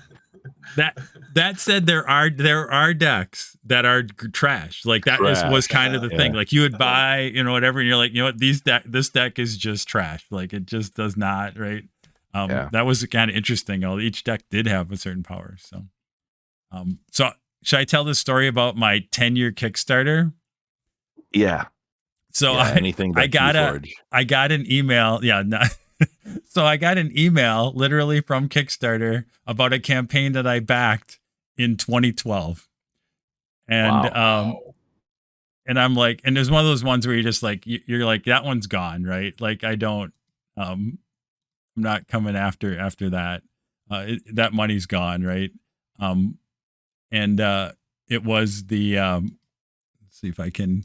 So basically what there was is the sorry if I can kind of bring up the. So back in 2012, these guys had this idea to do a Dungeons and Dragons documentary for the 40th anniversary of Dungeons and Dragons. And I don't know, like, and then they kind of started like a lot of movie things, right? They started and then they ran out of money, and I don't know, maybe somebody had some legal things come up or whatever, and it just kind of died. I'm like, whatever. I paid my $25 or something, and it never happened. And then I just got an email that, well, I think you've seen it. There was a press release that Joe Manganiello and his group is doing has grabbed it. So, and what I'm trying to figure out is like, if this guy, like with this Kickstarter, I don't know if they're even really involved or if they even like gave him the footage that they had done back. It sounds like maybe they gave him some of the interviews that they had done back 10 years ago or something else like that. So, but I don't know. It's a little funny. Like, I don't know if this guy's really trying to take credit for this movie kind of coming back, or if they actually are involved in some ways of bringing it kind of back to life. But I just thought it was funny. It was a Kickstarter that I was sure was dead and gone. Like, okay, I'm never going to see that money or anything for my money for that. That came back, and who knows? Yeah, I mean, it's still, even with Manganiello and other guys involved, it probably has a better chance of something actually, getting produced. But it was just kind of funny because I had to look. I got this email. I'm like, what? And I had to go back and look. I'm like, no, it's literally 10 years ago. That it's hard to believe I've been addicted to the Kickstarter for that long. But that's also another one of the. I mean, from a percentage point, it's one of the few, like literally 2 or 3 over the years where I actually, put money into Kickstarter and never got anything. But it was kind of funny. So that's my 10-year-old Kickstarter story. And we'll see if they actually get a movie about Dungeons and Dragons documentary style for the 50th anniversary coming up soon here. Bro, if you send me $50, I'll make you a D&D documentary. I'll even interview real Wizards of the Coast employees. There we go. Right. All right. I'm going to try to do GameholeCon in 2 minutes or less. Let's see if we can do it. So before we get to the library, GameholeCon in Madison, Wisconsin was last weekend. I had my plans to attend kind of changed so Matt and Elena usually sells art there, but they have a huge renovation at home going on. Couldn't find care for the dog, canceled. So with that went the Airbnb and everybody coming together to play games, and ended up kind of just changing the weekend, but I still wanted to go. So Paul and Jen, who I've talked about on the show, the DKs, kind of in a cyberpunk talk about taking a license and, bringing something back. COVID kind of killed Anvil 8 Games as we know it. So Brian Nero, we've had on the show, Ethereum, the miniature game, but there had been some work that Paul did on the lead developer on the role-playing game for Ethereum, and then him and Jen wrote a novel set in the world. So they came to an agreement with Brian for licensing to basically continue the RPG, have the rights to make product in that world, use the Anvil 8 brand, and kind of bring it back, but not the miniatures board game or Frontline No Comrades. Sell what stock there is, but have the licensing to create in the world and make more RPG products. So they had a booth at GameholeCon So Friday afternoon, I worked the booth for him for 4 or 5 hours. Saturday helped out my brother and I. We've been play testing a lot with Paul on a game he's developing, and kind of are like the board, the secret cabal of people helping advise Paul and Jen on kind of Anvilade and some of the RPG stuff. So it gave me a chance to talk to people about Frontline No Comrades again, Ethereum, the world, sell a few copies of the book. So that was it. I wandered the exhibit hall. I saw a few people and like spent a day and a half kind of at the booth or in the vendor hall. I didn't play any games or do anything. Got food from the food trucks one day. And I commuted. So I drove to Madison and home each day. So it gave me a chance to listen to like 4 hours of a book that I'll talk about when we get to the library. But I did pick up though the new. I beat speaking of Kickstarter, the One Ring by Free League. I don't know if any of you are familiar with this RPG that Free League does, but they had kickstarted this book, Ruins of the Lost Realm. Kickstarter backers had not yet gotten it, but they had a stack of them at GameholeCon. It released on Friday, I think, of the con. So I picked it up because my plan is to use it for inspiring for classy theft of dungeon ideas and stuff from the One Ring for D&D. But neat book there. And then I'm going to do a plug of Jen's a true indie comic book, Refrigerator Girl. So Jen this has been her work, just passion project for the last 3 years. She met a artist through a friend of a friend. They corresponded only online, COVID, to make this Refrigerator Girl comic book. Caitlin Wendell, or Caitlin Wendells, or Wendell, I can't pronounce it. But she was an art student at Minnesota Institute of Art. And as she finished out school and started in the industry, did the art for Jen. Jen wrote the story. But there's a trope in comics of the girl in the refrigerator, girls in the refrigerator. The girlfriend is always an afterthought or dies, something horrific happens. So in this comic book, Refrigerator Girl, she's the girlfriend of a superhero, Solar Flare, who's taking on a problem in the city. And she finds a way to assert herself in the story and as the hero herself, and identifies as, a superhero. And it's really cool. I'm about halfway through it. I've been reading through it. The art is awesome. I really enjoy the art style. And it's a true indie project. It's doubtful you'll find it at bookstores. There's an Amazon link though that we'll put in the show notes. It's definitely worth checking out, and supporting an indie creator is always cool. So Refrigerator Girl, words by Jen DK, art by Caitlin Wendell or Wendells. I'm gonna have Wendells. to Yep. Wendells. Apologize. But yeah, check it out. That's my promo. Cool. Check it out. And I was at Gamehole for an afternoon and checked in, and I might have, I think, right, the rumor is I have the first signed copy of Refrigerator Girl. Yeah, first signed copy, third copy sold. Yeah. Yep. Nice. So I will keep that in there. Yeah, and again, Gamehole is great. I only came and shopped for an afternoon, said hi to Ty and Jen, and hung out for a little while and did that. But I forget, like, they have a really, I'll call it an upscale vendor hall. Like, they get some really good, like, free league, and Wormwood is there. I'm like, how did they get Wormwood there? I don't know. Beetle and Grimm. Beetle and Grimm, right? Yeah, they have there's, I mean, for a small vendor hall, it's a very top-notch vendor hall for a small con, and so a lot of good stuff, and also a good mix of, I'll call it the crafty side of like role playing and gaming stuff. So you get a lot of, prop. There was one guy who all he sold was props for D&D stuff. So like little gems or little things, maps, things you can hand out to players and things like that. A lot of just like stickers and, artwork that I think I bought. Like they had that booth right next to where you guys were, Ty, was just full of all kinds of different He did custom printing of printing, maps. and they had like canvas. Basically, he had taken like, I don't know what he described it as, like archival type, like it was old canvas that they found, and then they printed maps and other things on it, and were selling it, for $5 or $10. You had these really cool kind of maps that they actually put on canvas. Well, I should find one. Maybe I might have one here somewhere.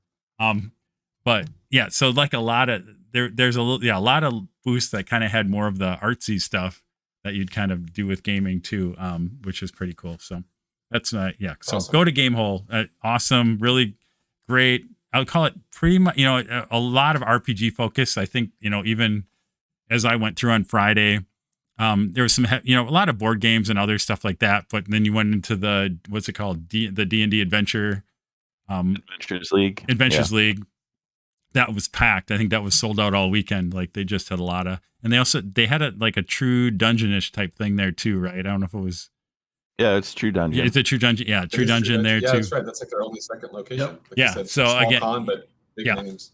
Big names. Yeah. So again, can't say enough about Gamehole. So and I had some work thing that kept me from also kind of attending to actually play, but I always want to kind of attend and to keep. I've been supporting them ever since the beginning for 9 years now.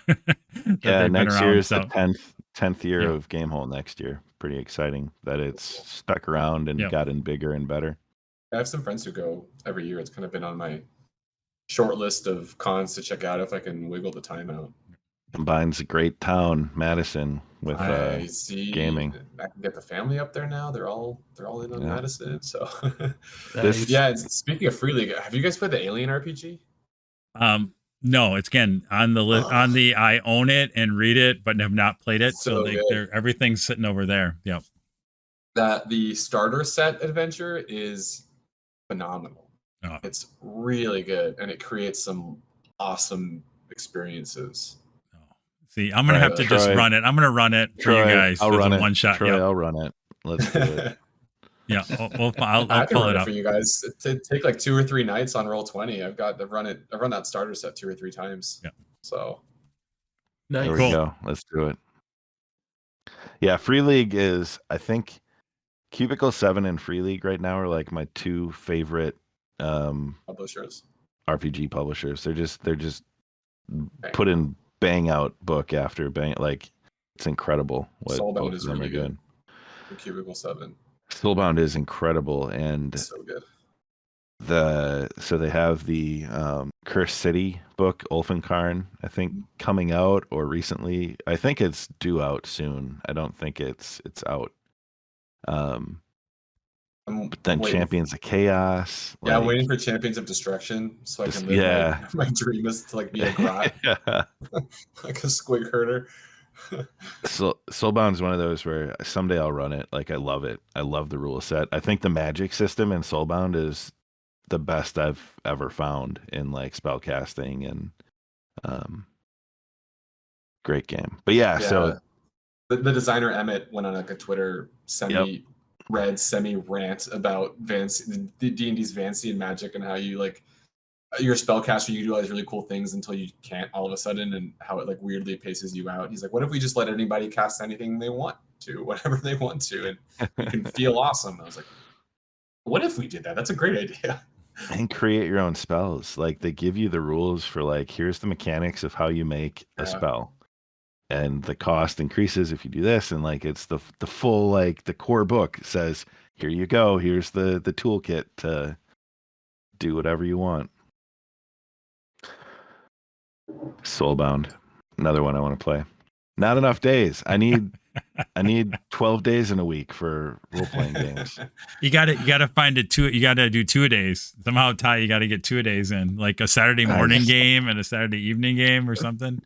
You know, if the stock market hadn't gotten crushed in the last 6 months, I could retire, but now I got to keep working. All right. Speaking of working, reading and watching stuff, consuming content is hard work. Troy, how about you start us off with the library? What have you been reading / listening to or watching? Cool. I will try and keep it short. I think I talked about I had started Echoes of Eternity, or was just out when our last episode, finished that book. probably my favorite of the Siege of Terra so far. Again, Aaron Dembski Bowden just crushes it. I told you, Ty, you need to read this book, even if you don't read the other ones. It is the Blood Angel Sanguinius book. It brings us right up to the edge. It'll be my favorite book until Abnett takes us home in the 8th book. But I was actually today I was reading kind of the afterword that Aaron wrote, and I've met Aaron two times, and I love him because he gets 40K. Like he understands, he loves 40K for the same reasons I love 40K, how that world is so broken and gray and everything else, and he just gets it. And he, in some ways he was a fan before he was an author and stuff like that. So can't say enough about Aaron Dembski Bowden. He's love he's that US book. based, right? No, he is in US Britain. He's in England. He's in England. He is in England? Yeah. Okay. Yeah. He's over there. Yeah. Scheduling's going to be hard because when I read it, then now we gotta get him on the show. He's I don't know. He's a recluse. I mean, now in the old days, like he was at I met him at Adepticon back in the day. We'll get him 10 years ago. He's a basketball fan. He is a basketball fan. He's a Suns. Yes. A Suns fan. He is a Suns fan. About the Valley Oop and the Suns Bucks finals and how we want to lament his loss and celebrate his book and have him on the show. I've already got the email drafted. That might be the way to his heart to get there. Yeah. And I met him at Adepticon way back in the day, and I met him at I'll reference that. Games I'll Day. Be like, Troy met you once at a Games Day. Do you and remember I think John was with me, and they ended up talking basketball. Yeah, him and my brother ended up talking basketball for a while. It was kind of funny. So back in the day. So I can't say enough about that. Again, if you're into 40K, that it's just the whole Siege of Terror is great, but this is really a great book. I am almost finished with Nona the Ninth, which is the third in the Gideon the Ninth, Hero the Ninth series. Just a lot of fun about, I think, what did you say, Ty? Lesbian space necromancers. And that's enough. It's so good. It's funny. It's different. It's a really nice change of pace from a lot of other stuff. And then I have to mention on Audible, they released the Sandman Act 3. I can't remember offhand which of the books that is, but it's Sandman. So go listen. It's so good. It's really good. And it kind of like now that TV show on Netflix came out, and then Act 3 is actually so now a little bit ahead in the storyline from there. But I love that they're continuing to do the Audible books, and I get to go back and revisit Sandman after 30 years. So very cool. Josh, let's kick your way before Raf, because I have some questions for Raf about his library. Yeah, so I've been watching Rings of Power. I also started the new it's not new anymore, but the Handmaid's Tale season. I was mean 2022 America? Right, exactly. You're watching the news? Yeah. Just want to, catch up on current events. I see you turned in the Fox News today. Yeah, right. Yeah. And then so the second book in the Poppy Wars series, the Dragon Republic. So yeah, I'm really digging it. Yeah. Really good. I haven't finished the series yet. It's because of my library. It got in the way of me finishing the series. The third book's out though. Yep. Might get in the way of you finishing a lot. Let's hear Raf, let's hear about your what you've been reading. So I decided to finally reread The Wheel of Time. So the Wheel of Time is my like childhood fantasy epic series. Like someone recommended it to me probably when I was playing like Asheron's Call, like the early MMOs that got me into it. And it's cool because I have all the trade paperbacks, and I can see where I started reading, because like my copy of the first book, The Eye of the World, has on the back of it like books 1 through 5 or 6, and my second book has books 5 through 6, and like it's like all the way up through the 6th book has 5 through 6, and then each book only has like itself on it. So I can see that like the 6th book had been published when I started reading it or whatever, and then I picked up all of my copies kind of as they went. But yeah, I was pretty happy with the Amazon show. I wish it was 10 episodes. I think that Amazon is hamstringing their own really good show by the pacing that they're being forced into. Yeah. So I don't think it's going to be Game of Thrones level good, but I think it could have been if Amazon was not like, they're very strict about their shows for whatever reason. But I watched the first season and I was like, I haven't read Eye of the World in decade, over a decade at least, and I kept all these books through all my moves. So I dug them all out, and I've started rereading, and I'm already almost done with the 10th. Like I have been blitzing through these, and funny enough, I was never able to read the 10th book. I was only able to get through it on an audio book when I was driving back and forth from school. I went to school about 12 hours away from home. So like Thanksgivings and Christmas and stuff like that, when I would drive, I would throw on this audiobook, and that was the only way that I ever finally got through it. But I've actually been able to I'm going to finish it in paper this time. And it's funny because you look at all of my books, they're all like, the spine is all cracked and creased and stuff like that. And this one is like pristine. I could sell it as like near mint. Because it's the only book where nothing happens. Like all of the characters, they barely leave the location that they're in. It's like, I don't know what happened. Yeah.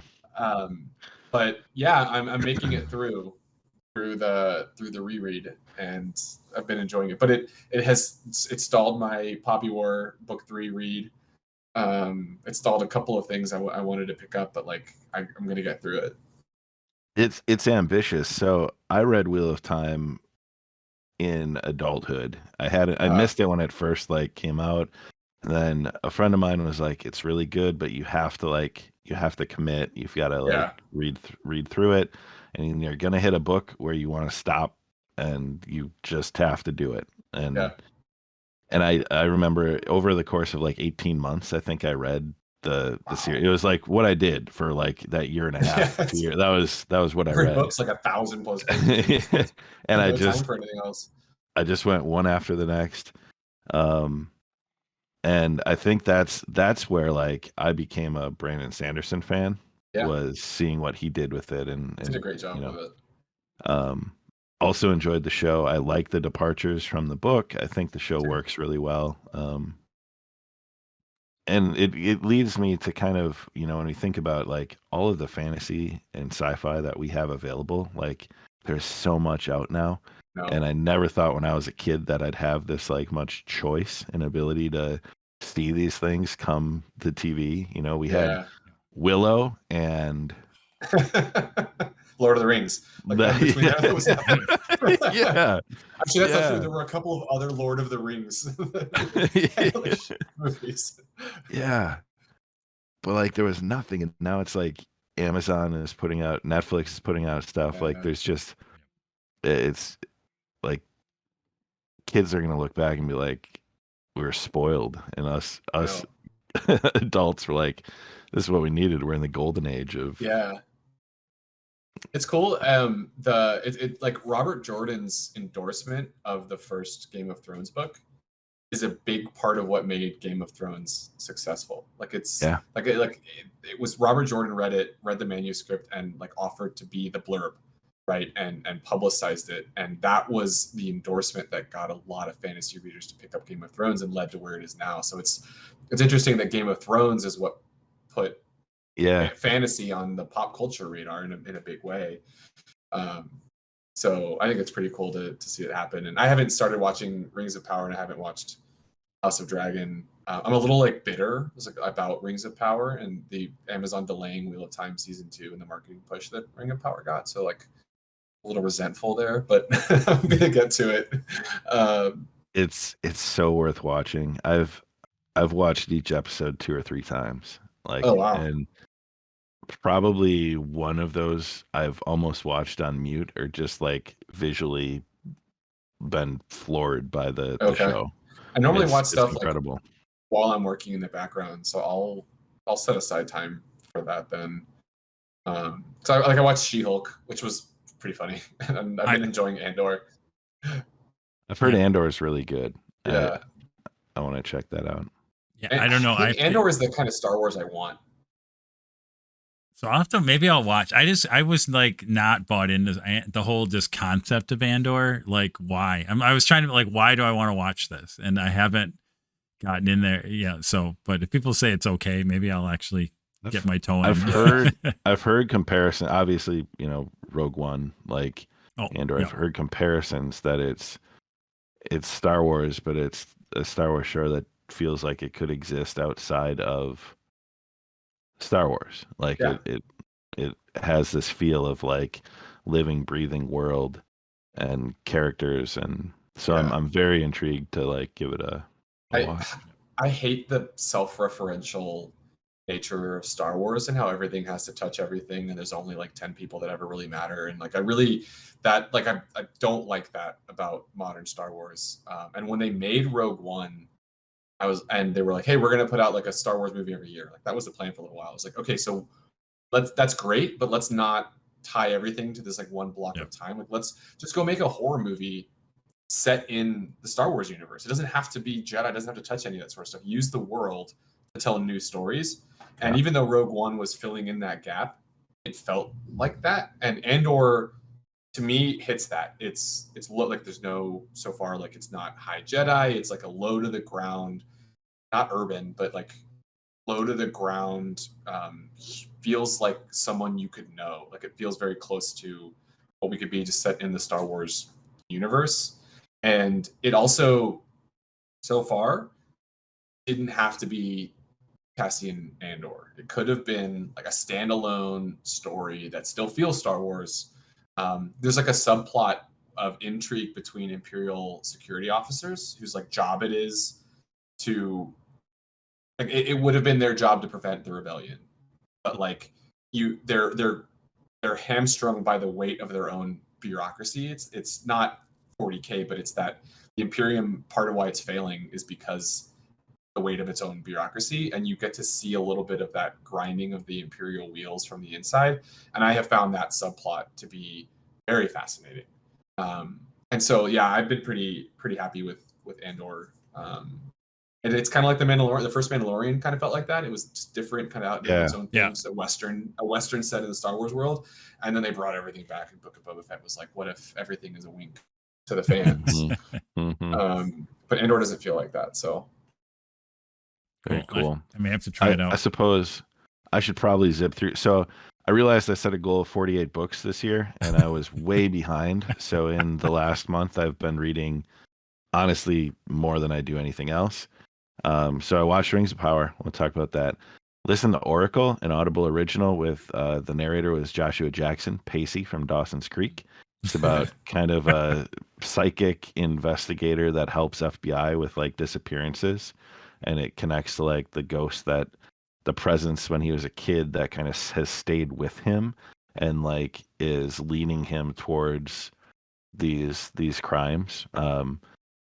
Cool, like his narration is really good for it, so it's like not at all like Dawson's Creek or his I just want to know what part reference of our demographic knows what you mean when you say Pacey from Dawson. Like anyone born 1980 to 1990. Now I can get my wife to listen to this episode. Again, we big talked tangent. about listen to my podcast. Oh, big tangent. I mean, Dawson's Creek was one of my favorite shows ever, but yeah, that's just funny. That is really funny. And then so I read The Shadow of the Gods, John Gwynne. I don't know why I never read John Gwynne before. It's one of the few 5-star reviews for this year. That and Babel by Rebecca Kwong were just incredible books, and it follows 3 different converging storylines, and it's kind of this Norse-inspired gritty fantasy, kind of in the vein of like Joe Abercrombie stuff. It's fantastic. It's the first book in a trilogy. Second book just released, and third is coming out sometime next year. What's that called? The Shadow of the Gods. Keep adding books to my reading list when I come on this. The sequel is The Hunger of the Gods, which we'll talk about here in a moment. As you guys will get to crowdsource my next read. So John Gwynne. Then I read Under a Flaming Sky, which is a nonfiction book about a forest fire that destroyed the town of Hinckley, Minnesota in 1894. It was riveting. The author is the grandson of a survivor of the fire. It was a logging town in northern Minnesota, and this fire swept through, and like there was a train that couldn't escape, and like people tried to hide in like a mill pond, and it tells all these accounts from newspapers and firsthand accounts. Then he kind of put it together into like the most riveting 200 pages of nonfiction I think I've ever read. It just is nonstop. Like the description of the fire is it's graphic, but it's just really well told. I can't remember the author, but that's Under a Flaming Sky. I then finished The Whale Road. Robert Lowe, he writes historical fiction. It's about a band of Viking kind of raiders that are looking for Attila the Hun's like tomb and gold and silver there. So kind of in the vein of like The Last Kingdom and Bernard Cornwell stuff. And it's the first book about the oath sworn, this group of Vikings and this young teenager who becomes kind of a man and joins the group. And then I've started listening to Words of Radiance, which is Brandon Sanderson's second book in the Way of Kings, the huge fantasy epic. It's like 48 hours on Audible. I'm listening to it at 1.2 just to try to get through it a little quicker. But it's really good, and I'm about halfway in. I listened to this weekend, just going back and forth from Madison. But it's a series that I enjoyed, the Way of Kings, the first book, a lot. But I needed a long break. I needed like a year before I tackled the next the next one, just because of how long it is. Yeah, I've read the first three, and then I didn't pick up the fourth, and I haven't decided if I need to just wait until and like read it when it's all done, like in my retirement home, or if I can like, it's like they're so long and dense that I like forget what was in the last one when I pick up the next one. So, or I just need to find a good summary, which itself would probably be like a 24-hour audiobook summary of each book to catch me back up before I read the next one. I don't know how that guy generates amount of words that he like. Because that's just one of the series that he's put out in the last. Like, I don't know how that guy, the amount of words that guy can put out is amazing. Yeah. But this is the point where you guys, because I just finished The Whale Road an hour ago, an hour before we recorded, so a few hours ago. So I have 4 books here in a stack that you guys get to hear the title and see it, and then tell me what I'm going to read, and you each get a vote. So the first one is nonfiction, Blackwater, The Rise of the World's Most Powerful Mercenary Army. So it's kind of an expose on Blackwater, the defense contractor. Looks pretty dense, but it's supposed to just be phenomenal. Who's the author? Who's the author? The author, Jeremy Scahill. Jeremy Scahill. Then we've got The Ghost Map. This is another nonfiction book by Stephen Johnson. It's the story of London's most terrifying epidemic and how it changed science, cities, and the modern world. It was all over like bestseller lists. It came out during COVID, but it's about the cholera outbreak in London in 1854. That is one of the world's most famous maps. I've used that map at work, actually. I was inspired by that map at work. That's already got my vote. Brass for The Ghost Map. Then I've got The Hunger of the Gods, the sequel to The Shadow of the Gods, John Gwynne. So, that right there. And then Troy, this one might get your vote, but I'm on to The Bone Hunters. Malazan, I think this is book 6 or 7. I've been picking my way through Stephen Erickson's books, and this is something like 1,202 pages. So you guys get to brick. Well, yeah, these are all. Yeah. I mean, like, yeah. So Raf, your vote is the Ghost Map. Yeah, I literally used that map inspired a way for me to display equipment failure data at work that convinced my company to upgrade a processing vessel from stainless steel to titanium. Oh, nice. Yeah, I learned about that in I took a minor in a program it's called Information Science and Information Studies. It's the way we consume and portray information. And so it had everything from like a class on podcasting to classes on video games and comic books. And that map was like we studied that map and its impact for about a week. Have you read The Cartographers by No. Peng Shepherd? Nope. Fiction about a group of... This will be the third book I add to my wish list. Yeah, we just keep adding stuff to his list. It's about a group of cartographers that put together a map, and there's kind of this surreal magical element to it, but it talks about the science of map making with the art of map making and how the narrative kind of revolves around that, but takes place in the city of New York with some researcher at the New York Public Library. But it's fiction. But it's very good. All right, Josh, what's your vote out of the Blackwater, the Ghost Map, Hunger of the Gods, or the next Malazan book, The Bone Hunters? I think I'm gonna have to go with Raf. I like the Ghost Map. All right, Troy, your vote doesn't count, but what's your vote?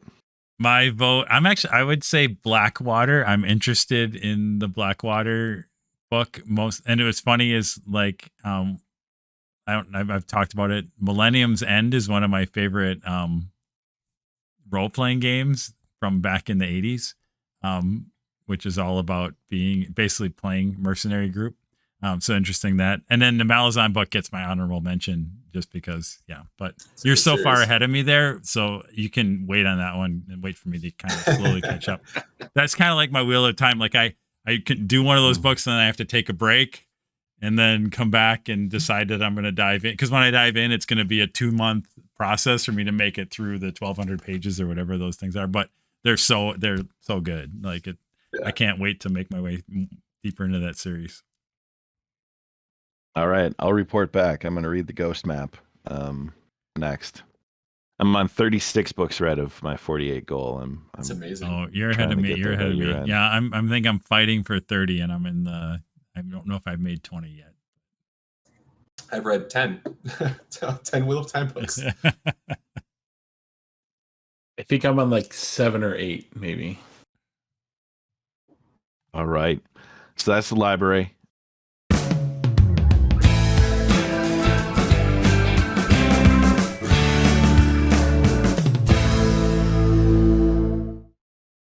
I know we're running long with incredible conversation. So hopefully, Raf, you've got a little more time because we'd like to shift and talk a little bit about our main segment, which is Raf Plays Competitive Age of Sigmar. I'm good. I can clearly talk all night. Sorry for making it run so long. No. It's great. It's this is exactly what we love having guests on the show for, is we get a different perspective and a different voice. So specifically you. Yeah. So let's start with just a little bit because you and Troy were both at the GW Open Chicago. So let's just kind of talk about an overview before we dive into like the games played and the tournament aspect. The event itself, kind of where it was, if there was any kind of vendor presence, anything else about the event. You know, as far as we've all been to conventions and different types of events like this. How did it compare? Where was it maybe better? What could have used some work, you know, the next time they do it? So I'll turn it over to you and Troy to kind of expound upon the GW Open. Yeah, well, first I'm going to call Troy out a little bit. Of all the people I met and interacted with at this Open, Troy was the only person who turned me down for a shot of Malort, with the exception of people who don't drink. I was batting 1,000. I was 100% on the weekend, except for Troy. So Troy, we're gonna. He was also one of the only people who had ever had it before, which probably has something to do with it. No, I was pacing myself. Like I was. It was a long weekend, and and then partly maybe of us having Raf on was because I felt like I didn't get to hang out with him at all really over the weekend between playing games and just and being and I'm not in shape for tournaments. Like after my 3 games on Saturday, I was done. I'm like, I need to just like go lay. I didn't even go down for and we can talk about basically there was like a Q&A event or something Saturday night. Yeah. And I didn't even go down to hang out for that because I'm like, I had my food and I'm like, I think I ended up watching Critical Role episodes in my room as I fell asleep. That was kind of. Yeah, I went to trivia night and mostly just kind of sat there. I think I answered one question, nursed a drink, and was like, my brain leaching out of my ears. Yeah, I didn't even. All of a sudden, I was in my room like, oh yeah, there's that thing. I'm like, nah, I don't even have enough energy to like make my way down there. So, so we can, so it was that. I mean, the cool thing, and I guess I don't live anywhere near Chicago, so it was interesting. It was cool to be. I mean, we were downtown at the downtown Chicago Hilton. You're basically across the street from Grant Park. Throwing distance with all the cool. I mean, Navy Pier is whatever, I don't know, a quarter mile. It's within range. Yeah, up the north, all the museums, the aquarium, everything is just across the street to the south a little bit. Really cool.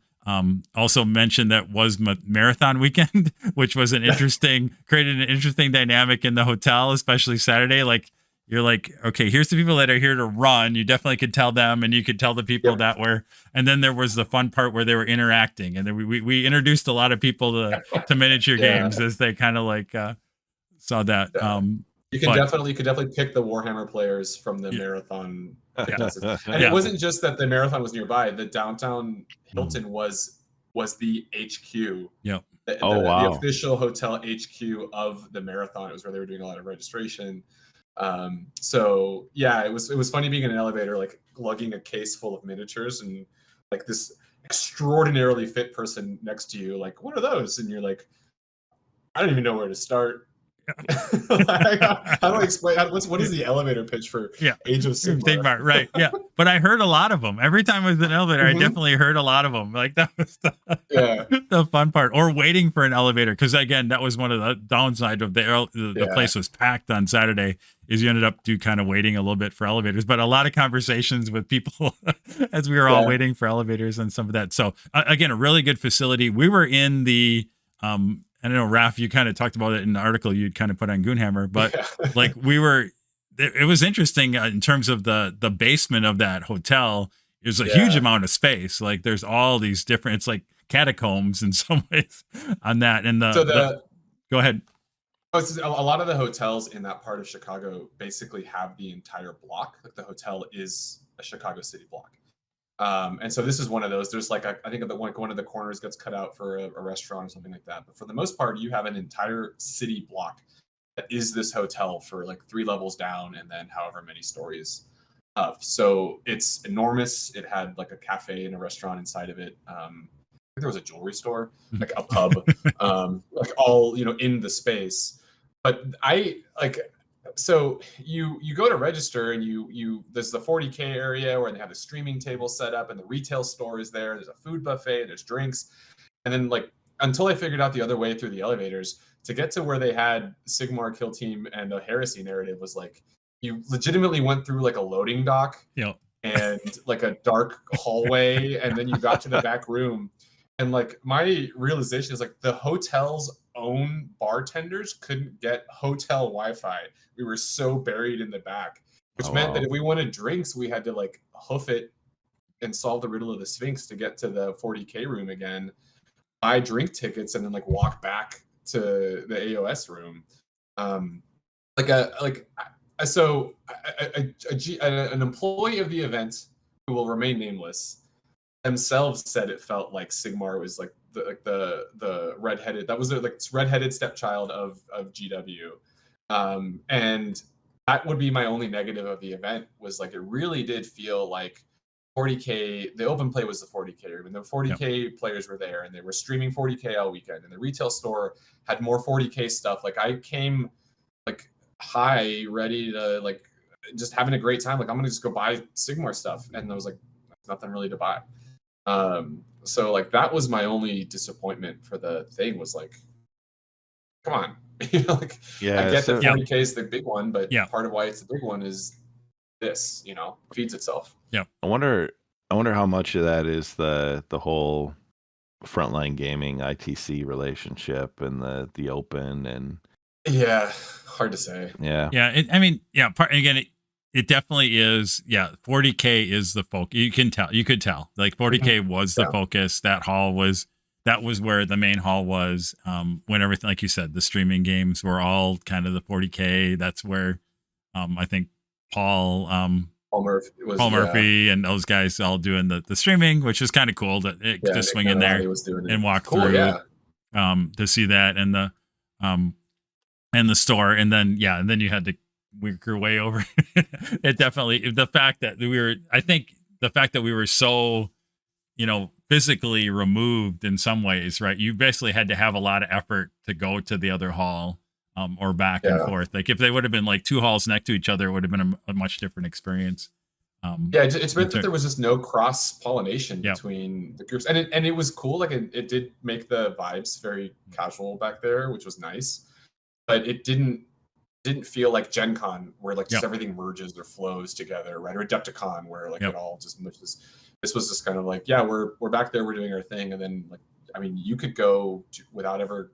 Once you figured out the elevators, you didn't even have to go through the main room. And I think what I missed the most was the room where we were playing was huge, and then it felt empty.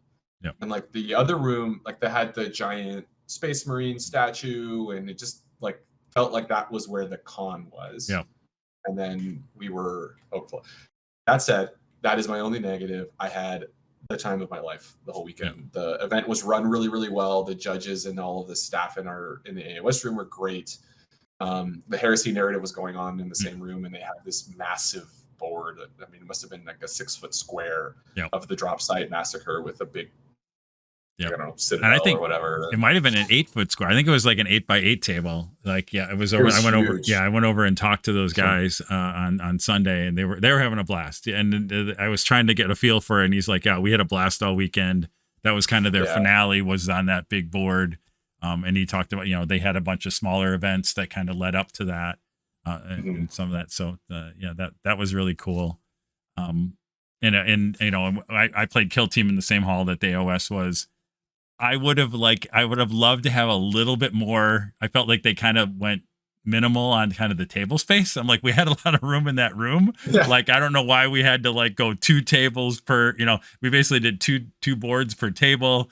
And with Kill Team, you want to at least be able to put your cards out and put, like, there was no room for any kind of sideboard or anything else. I literally would pull a chair. I pulled the chair up every time and put my stuff on a chair. And again, not a huge complaint. Like, you're always in tournaments, you're always kind of squeezed for space. But I'm like, I don't feel like we needed to be squeezed for space. Like, we could have just put up another set of tables and had plenty of room around. We were squeezed. We were squeezed for like table surface, but we were in a cavern. Right. Yeah. We could have all had like. You could have each gotten your own folding table and then laid out air mattresses. Right. Yeah. There was no, like, it's just a matter of like, we should have rented a few more tables and thrown some space up. Yeah. So. What they didn't tell you guys is that the Blood Bowl event was actually in the parking ramp. So it is an interesting place. Like, knowing Chicago, like, my first question is like, why on earth? Because it's going to be 3 times more expensive to have it in that spot than, Schaumburg, where Adepticon is, or some of the more outlining areas. That said, it was very walkable for lunch and dinner, and it is in the vicinity of a lot of cool spots. Like, my favorite bar in Chicago is this like classic tiki drink speakeasy that is like full on tacky for your mugs and drinks in the environment, but the cocktails are like incredible, like classic tikis and then modern twists on them. And that's like a 10-minute Uber away. It's convenient to a lot of that stuff. If it wasn't for the fact that you're running a game that you play from 9 a.m. until 8 o'clock at night, like, it's also, you could go explore. But I think, like, my family doesn't travel with me when I do cons, but I know people who do, and like that, it would be great for that. Like, you could bring your partner and kids if you have them, or friends, and are in the heart of Chicago, which I'm a transplant, but that's an amazing city. I love Chicago, so that was good. Yeah. So I definitely could see, like, it seems like even when they did this whole US tour part, right, they picked really good spots through all the different cities, so that I guess if people are traveling there, you're going to that destination, and then there's a destination for you to explore, or whatever, you're right in the kind of the heart. I think that feels like that's what they were trying to get to. And again, I think they're kind of like, if you're doing this, you're probably right? You know you're going to pay some money to it. It's not you're not doing it on a cheap dime, right? Anybody who's going to these things, right, is probably has a little bit of spare cash. So it feels like that's kind of their motive of why they're doing it in that way. So yeah, again, because it got me, like, I hadn't been to down to Chicago for I don't know how many years, right? And it was a cool experience, even though for the 2 days I was there. So Yeah. Cool. I think my only other question is, did GW send out any kind of survey afterwards? Like, because this was, yeah, okay. Yeah. Yeah, they had I noted my complaints for sure. I was just curious what their feedback loop is like, because this was kind of their first year of doing these opens. I think they did 2 They before did a bunch this, last right? year. Oh, did they? Yeah, no, I think they had a full suite of 4 or 5 last year too. Yeah, Okay. yeah. I think they kicked it off again last year, because last year though they were still kind of like, you were still kind of trying to navigate COVID a little bit in some of those. So I think they had a little less attendance than they did, and I think there were some where you had masks and other, depending on where they ended up. That's right. They did so- like Orlando and Yeah. I feel like they did a lot of southern states, right? They did. Yeah. Yeah, they did last year. New Orleans, Orlando, and Texas, like San Antonio or Austin or something. It's interesting seeing the format, because they've all had 40K, at least this year, they've all had 40K and Sigmar. And then they also would advertise like a 40K narrative or a Sigmar narrative or a Blood Bowl. And like it seems like they hit the 2 main games, and then they try to see what kind of interest they can get for the other ones. So I think this is the only open that had Horus Heresy. It was like the marquee narrative. San Diego was supposed to have Sigmar narrative, but I think it got canceled. But then they also have painting workshops. Like I did one of the painting workshops. Right. So I think they're trying to. They know that 40K and Sigmar are the focus, but they're trying to turn them into these like mini cons, I think, that have something for all the hobby pillars. Yeah. And I was gonna do I had originally signed up for the 40K narrative, because that was and then I think it ended up being a staff problem. I think one of their staff had some kind of medical problem or something. So I did the kind of a last minute shift over to the kill team. Good, but I was interested to see. I think it would have been a fun weekend too, in the narrative 40K. It would have been interesting to see how that would have come out. Yeah. So I do want to swing back to the store, even though it didn't have AOS. The store was pretty good. Like it was pretty incredible. Like this was like, if you've been like the Gen Con 40K store, it was that on steroids, and then you had almost every Forge World thing you could think of right there. Like they had a huge selection of Forge World. Yeah, a lot of heresy focus in the Forge World stuff, but just like a huge selection that I'd ever seen in person. And a lot of fun. Like I bought just like funny stuff. I'm trying to think what I bought. Like I bought like a Christmas ornament. Yeah, right. I bought a Christmas ornament, a mug, like a lot of the just fun 40K stuff that they kind of had, because I'm like, I don't need any more models at this point. On some of that, but it was cool that they had some of the the other stuff. They had a ton of t-shirts, ton of clothing. Again, I don't need any more t-shirts either in that, but it was kind of cool to have that big of a store presence there too, which was cool.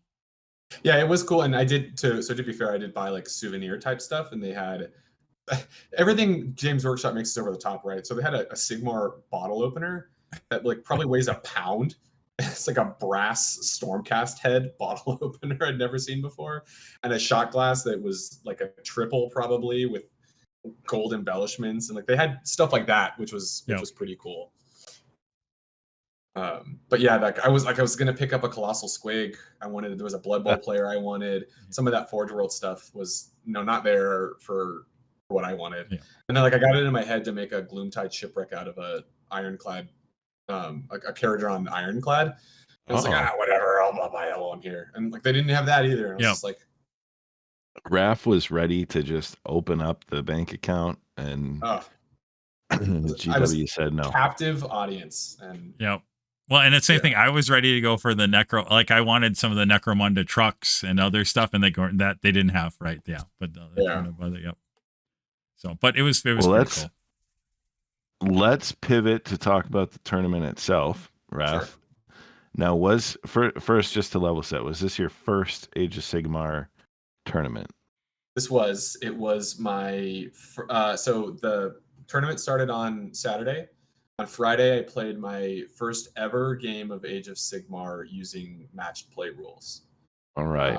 I played a bunch of 3rd edition Path to Glory, not a bunch, but 4 or 5 Path to Glory games, and I played quite a bit of 2nd edition Path to Glory, but I Okay. never played match play, so no grand strategies, no battle tactics, none of these map layouts, none of this like balanced rules. All the Path to Glory battle maps are ridiculous. So yeah, I'd never been in a competitive tournament. I'd never played match play.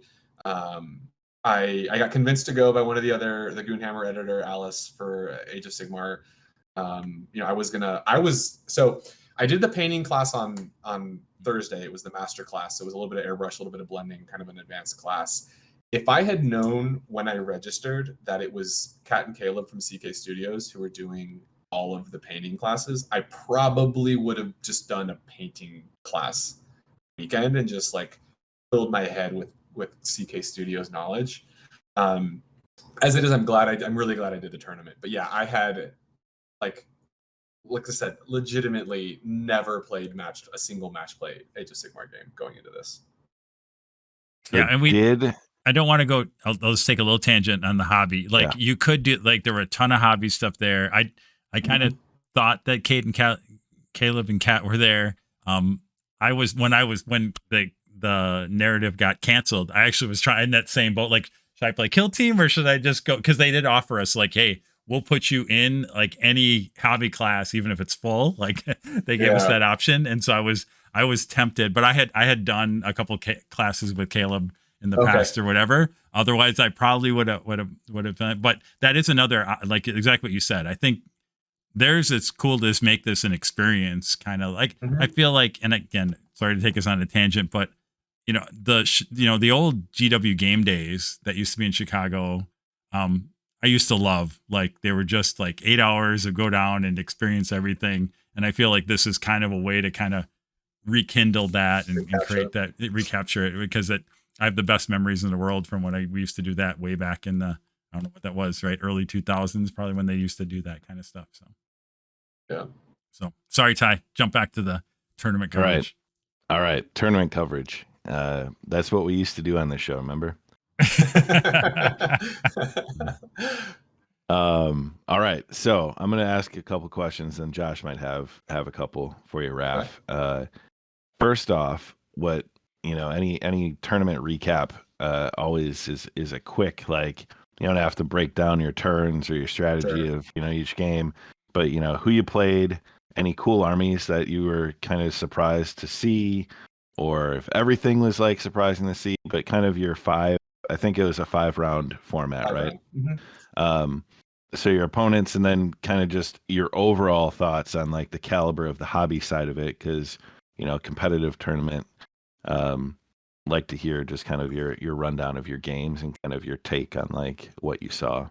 Yeah, so I didn't know what to expect, right? And I am primarily a hobbyist just because of where my life is right now. 3 kids under 7. It's pretty rough to get out and play games.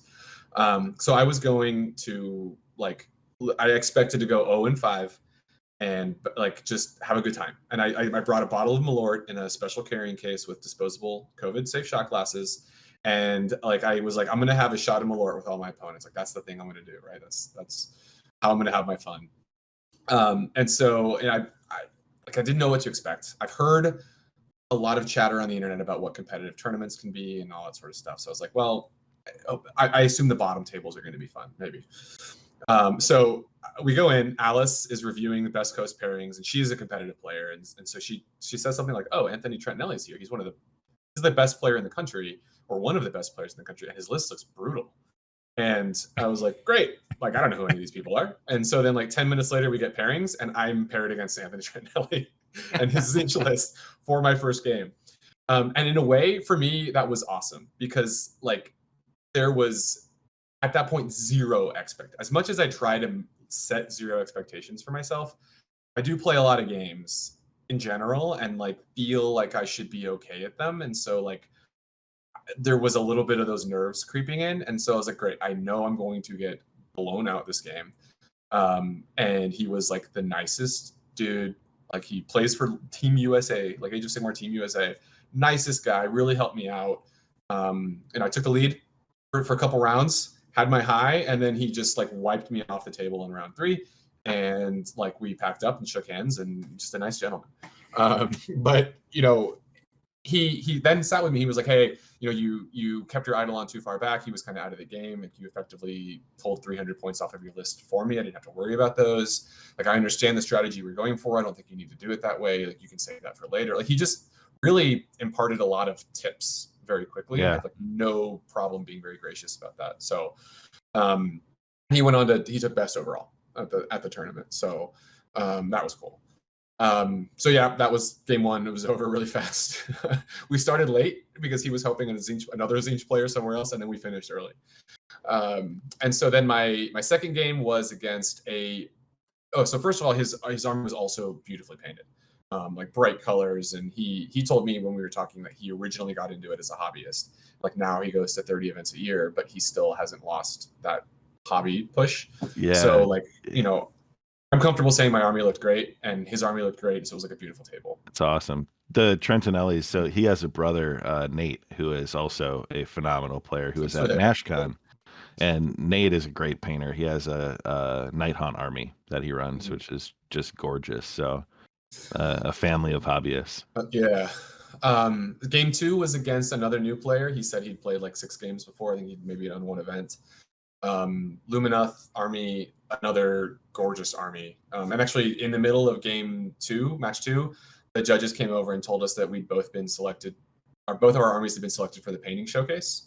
Awesome. So like, that was pretty cool. Yeah, and then Anthony's was as well. So like, the first 2 people I played, you talk about hobby quality, like all 3 of us were in one of the 11 armies who made the painting showcase. So yeah, match 2 was against the Luminoth Realm Lords. His army was really, really, really pretty. He jumped out to a very early lead and kind of put me on my back foot. And then my Deepkin have that strike first ability. And so I basically get two turns where my entire army gets to fight first on my turn and my opponent's turn. And that was what that one came down to. And he said he'd played Deepkin before. And then on his turn, he charged into me, even though I had strike first, which I thought was interesting. But he said something like, "Well, let's try it. Like, we'll either, this will be the round that it pivots on, and we're going to do it, or we're going to die trying." And so like, I thought he had a play or a plan, like, because I don't know any of these armies very well. And unfortunately, that was just like a miscommunication. He didn't understand that I had it on his turn. I do feel pretty bad about that. But that, from then on out, it was just kind of like, I moved across the board. So, finished that one 1-1. And then my last match was against a local, actually, Sylvaneth army, and we were on the long deployment. So that was a pretty tactically interesting game for me, because I had no deep striking. He charged in with his Alariel. He's like a 900 something point model that is supposed to attack and then fade away. It's got a fire and fade ability, and he forgot the fade part of fire and fade. And so I got a double turn. I got the double turn and was able to take Alariel out. And then he was pretty shaken up. And then he's like, "You know what? It's fine. Like, I can bring her back. She has an ability where you can come back." And he just needed to roll like a 2-up, and he rolled a 1 and didn't get her back. And then like, he had a Is that where you shouted at him and said, "Put her in your dead pile"? And stared him down. In the box.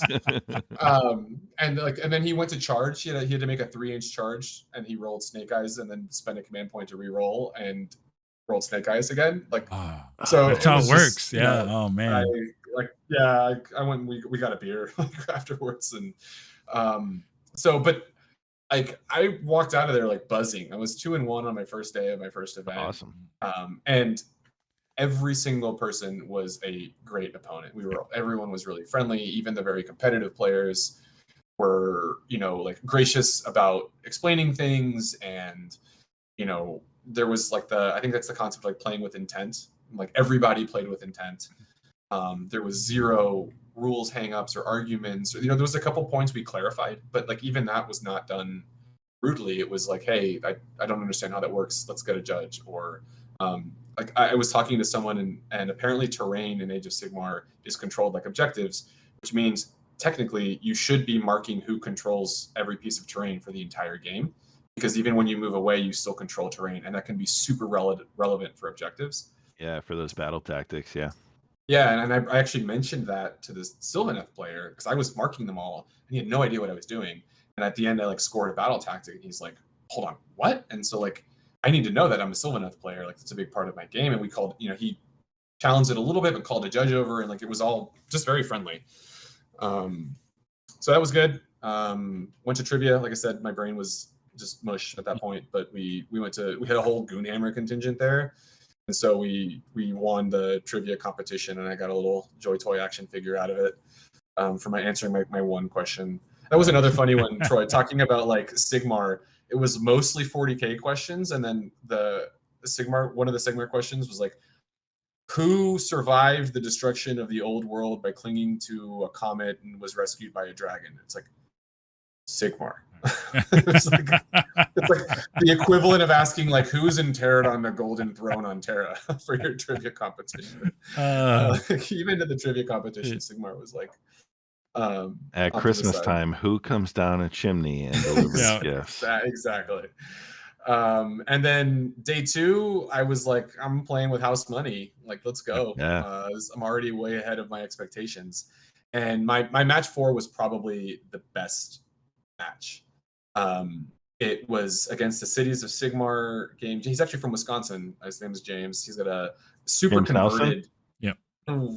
Was that okay? Yeah. It might. I know James was there, so it's funny. Like Wisco was he? Yeah. Wisco King. Yeah. So I think I don't know exactly if that was the James, but there was James that I had played in the past that was there. And he's a Wisco King guy who plays cities, and his name's James Nelson. So I'm assuming if we have 3 of the 4 qualifiers, it's likely him. But we'll. Yeah. So nice guy. His army was like super converted. And so he was like explaining what all of these things were intended to be and what they were. I was like, I don't know the difference about what any of these are. And so that was a game I faced the Kronspine Incarnate again. Ooh. I hate this one. I faced it out of my 6 games. I faced it 4 times. It's so broken. I'm like so broken. sick of that model. But this was an interesting one because the battle plan starts with only one objective in the center. And I got first turn, and I took the artifact in the Deepkin that lets me place a second boat. And so I was like, all right, well, what if I just run to the center, grab the objective, park a boat so that he can't come back into my lines, and just hold 2 turns worth of points and see where that takes me. And so I did. He was able to get stuff in, but the way he had to bring stuff in then meant that I was able to crack back. And I actually had initiative. Like I was basically on top kind of going into the second round. And I was able to get his Kronspine down a level just from shooting on turn 1. And so then he came in turn 2, we tussled a little bit, and then my round 2, so my turn on round 2, I attack it with my turtle. And so at this point, I forgot that incarnates could kill monsters and regain a level. And I also, just through inexperience, did not appreciate just how lethal my turtle can be. So I spend my last command point on all-out attack and max out the incarnate with 18 wounds, so it's guaranteed to come off the table unless he kills me. And I had no command point for all-out defense. And so it was like very tense rolling, and he got it like exactly, like the exact number of attacks he needed to kill the turtle. And so like that was it. That was the match basically. Because if he doesn't kill it, then his incarnate is gone. Most of my army is still alive, and I can basically split up at that point and go run one of my sharks and my turtle into his back line, and then I can run all of my Galatian veteran troops back into my back line, take that, and I had a very good chance to win that game at that point. And so like I chalked that up to inexperience, like not recognizing where the overkill happened and the need to defend. But the other games I lost, I don't walk away from this one, but that to me was like, I played that game very well. I could have won that game. It was a true moment of inexperience, but like I could have won that game, and I feel really good about that. And so then my last game was a Deepkin mirror match where I had no deep striking, and all of the objectives on my opponent's side were out of my maximum movement range for all of my foot sloggers. And so that not even the Trent Nelly game, that was my worst loss. Like he just decimated me. I had 2 very like high risk plays on turn 1. I misunderstood the rules for redeploy, and so I gave him an objective I could have avoided had I understood exactly how redeploy worked. I failed a charge, like an 8-inch reroll. I missed. It was kind of should have been a decent chance, and so like with those gone, I played it until the end, but he basically deep struck a bunch of archers in and just mowed down the long way of the board and took me off. So, that was kind of a bummer to end on that bad of a beat, but I can't complain about the weekend. And a lot of the players I play with were like, for being someone this new, you're playing really well. You're making intelligent choices. Like your list could use a little tweaking. Obviously I got the details got me, but broader tactics, which battle tactics to choose, how to deploy, how to move my army. I got a lot of compliments on that. So I'll take that and run with it because, and that bug bit, I want to play again, and I don't need to be competitive. But I think that tournament did not feel like anything I'd ever heard about competitive Warhammer. Even the top players. And James went 4-1. Anthony was best overall. Joe, who beat me in the last turn, was in the top 15. Like I played good players, and they were all just like the nicest people in the world. So that's something that I've often heard and echoed myself about the Age of Sigmar competitive play. Is it's an incredible community at large. Like I don't know how many tournaments I've played at this point in time or games and tournaments. I've only had one game that ever felt like just one of those where you walk away and you're like, that was kind of a shitty experience, Yeah. Try to play for intent but like that was years ago. Like it's all good opponents. It's great community. Like I've never really been on the end of a tournament where I'm like, that was terrible. Like that was win at all cost Warhammer. Yeah. Like yeah. It was a good, it was funny. Like it's funny. I don't play in the Age of Sigmar stuff very often, but because I hang around with you and I know Brendan, right, Ty, and that, like Mike from Indianapolis was there. I got to chat with him. Yeah. James I ran into and chatted because I've played him in the Brew City tournament back in the day and got to talk of that. So, and I recognized a lot of other people around there in the community. So, I mean, as I saw Raf going in, I'm like, this is kind of, I kind of said, this is kind of not murderer's row, right? This is these are the good players. Like I recognized a lot of really good players in that room, and do that. But it is that community. Like, again, they're all really good players, but they're all really good people. Like it's really a fun group, and it tends to be, you tend to see a lot of the familiar faces in a lot of these bigger tournaments around the Midwest, at least. So. And I got, I drank all but this much of my bottle of Malort. So did the Malort help or hinder your play? Specifically, did it enhance your priority rolls? Yeah, so I think being such a fan of Jepson's liqueur, it helped me quite a bit. Like I'm inured to any of the negative effects. I'm kind of immune to them at this point. So it was like an early, maybe I was the competitive player. That was my psychological onslaught to begin the game. Yeah, because I'm one of those like sickos who actually likes the stuff. So I guess with it being your first kind of tournament, why should someone else like go to a competitive tournament if they haven't done it yet? If they're like a basement Warhammer player, they just play their friends at their local game store. Like, why should someone go to a competitive like AOS tournament, like a GW Open, or any of these kind of Best Coast pairing style tournaments? Yeah, so I mean, I think the first thing for me was I got to play 5 games of Sigmar, like 5 full games of Sigmar with someone else who knows the rules to Sigmar and is there and wants to play Sigmar. Like it was that everyone there was there to do exactly that. And so it was like that like-minded, birds of a feather type situation, right? So like, first of all, like that was great.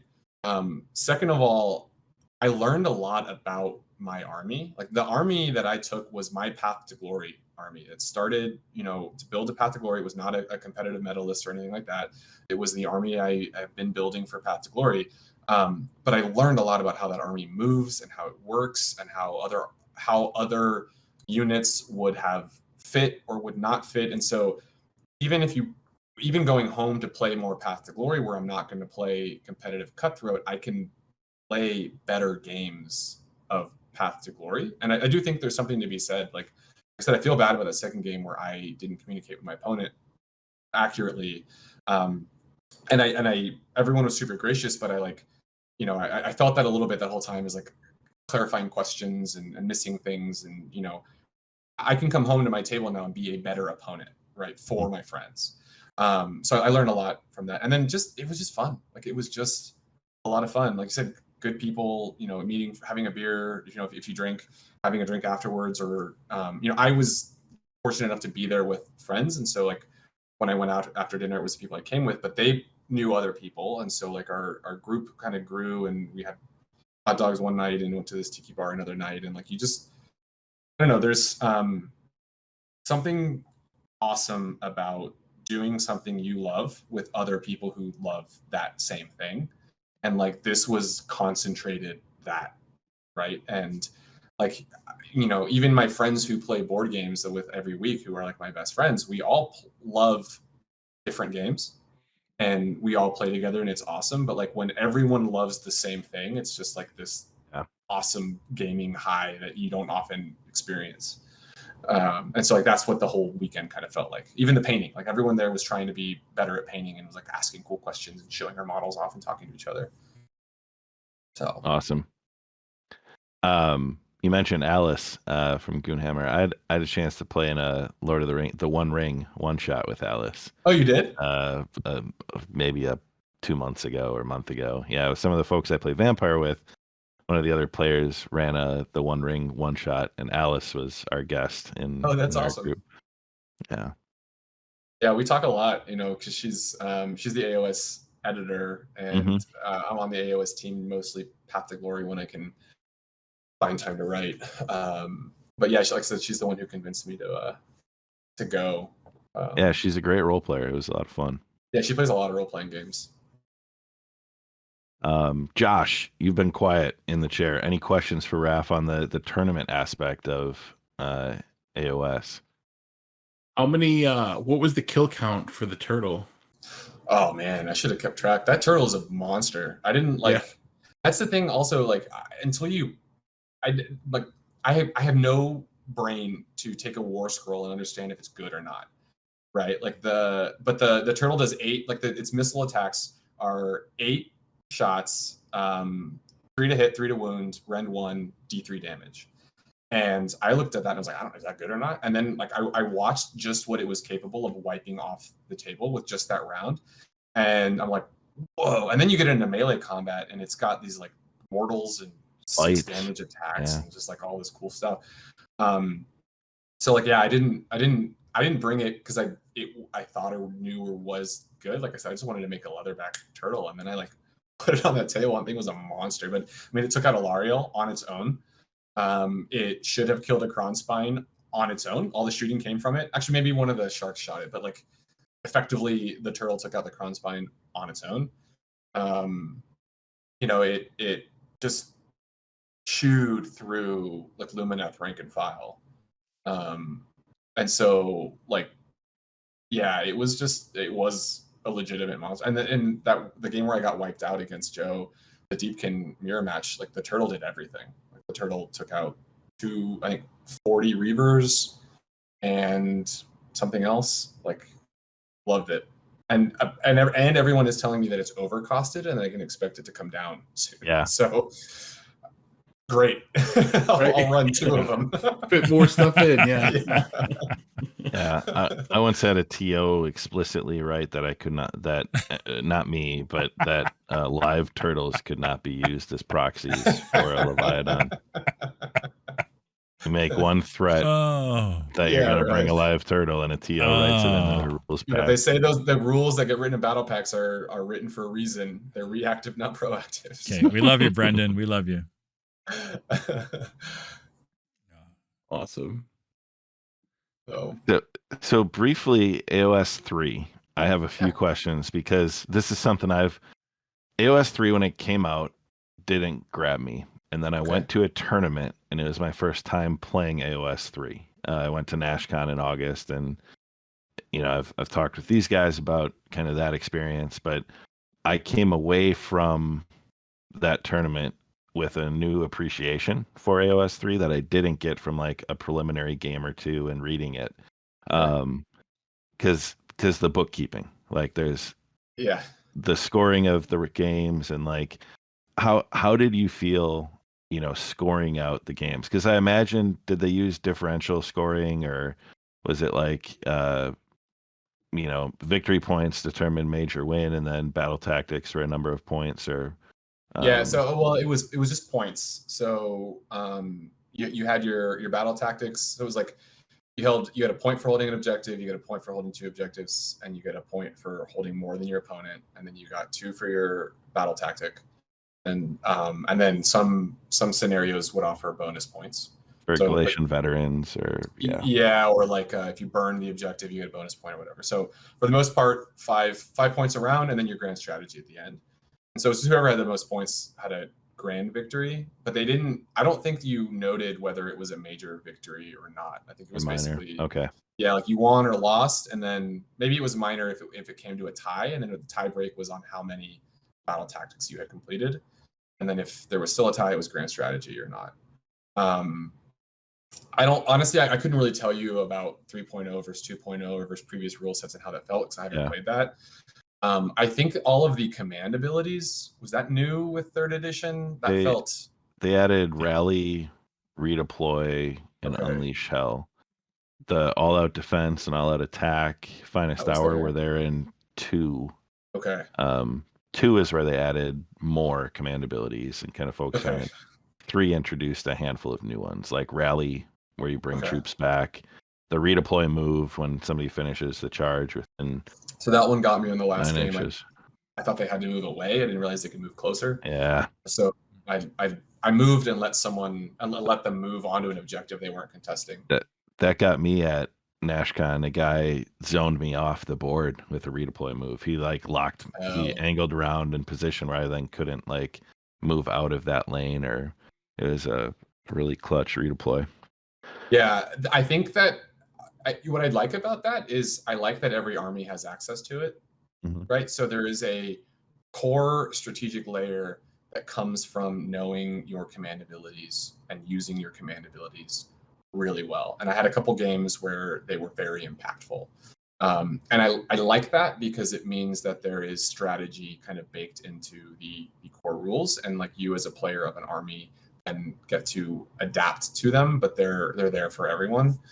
So I like that. There is a lot of bookkeeping, and like it was kind of funny. The 3rd game, like the sprawl I created, like you guys can't see it in the frame right now, but my work desk is a mess, and I've always been one of those like messy people, and the sprawl I created around my gaming area of like a book here, I had my battle tome, and then my general's handbook over there, and I had a box of tokens and the Deepkin cards, and like because I couldn't keep it all in my head, I needed to put it places, and it was almost embarrassing, like how ridiculous this got, and that came because of the bookkeeping, and I didn't have any of the fancy token sets that people buy. I saw one guy who had a box like with pegs, and he would use the pegs to track which things he'd use for the phase and which ones per turn abilities and ones for battle abilities, and tracking who won. Like it was a really nice thing, but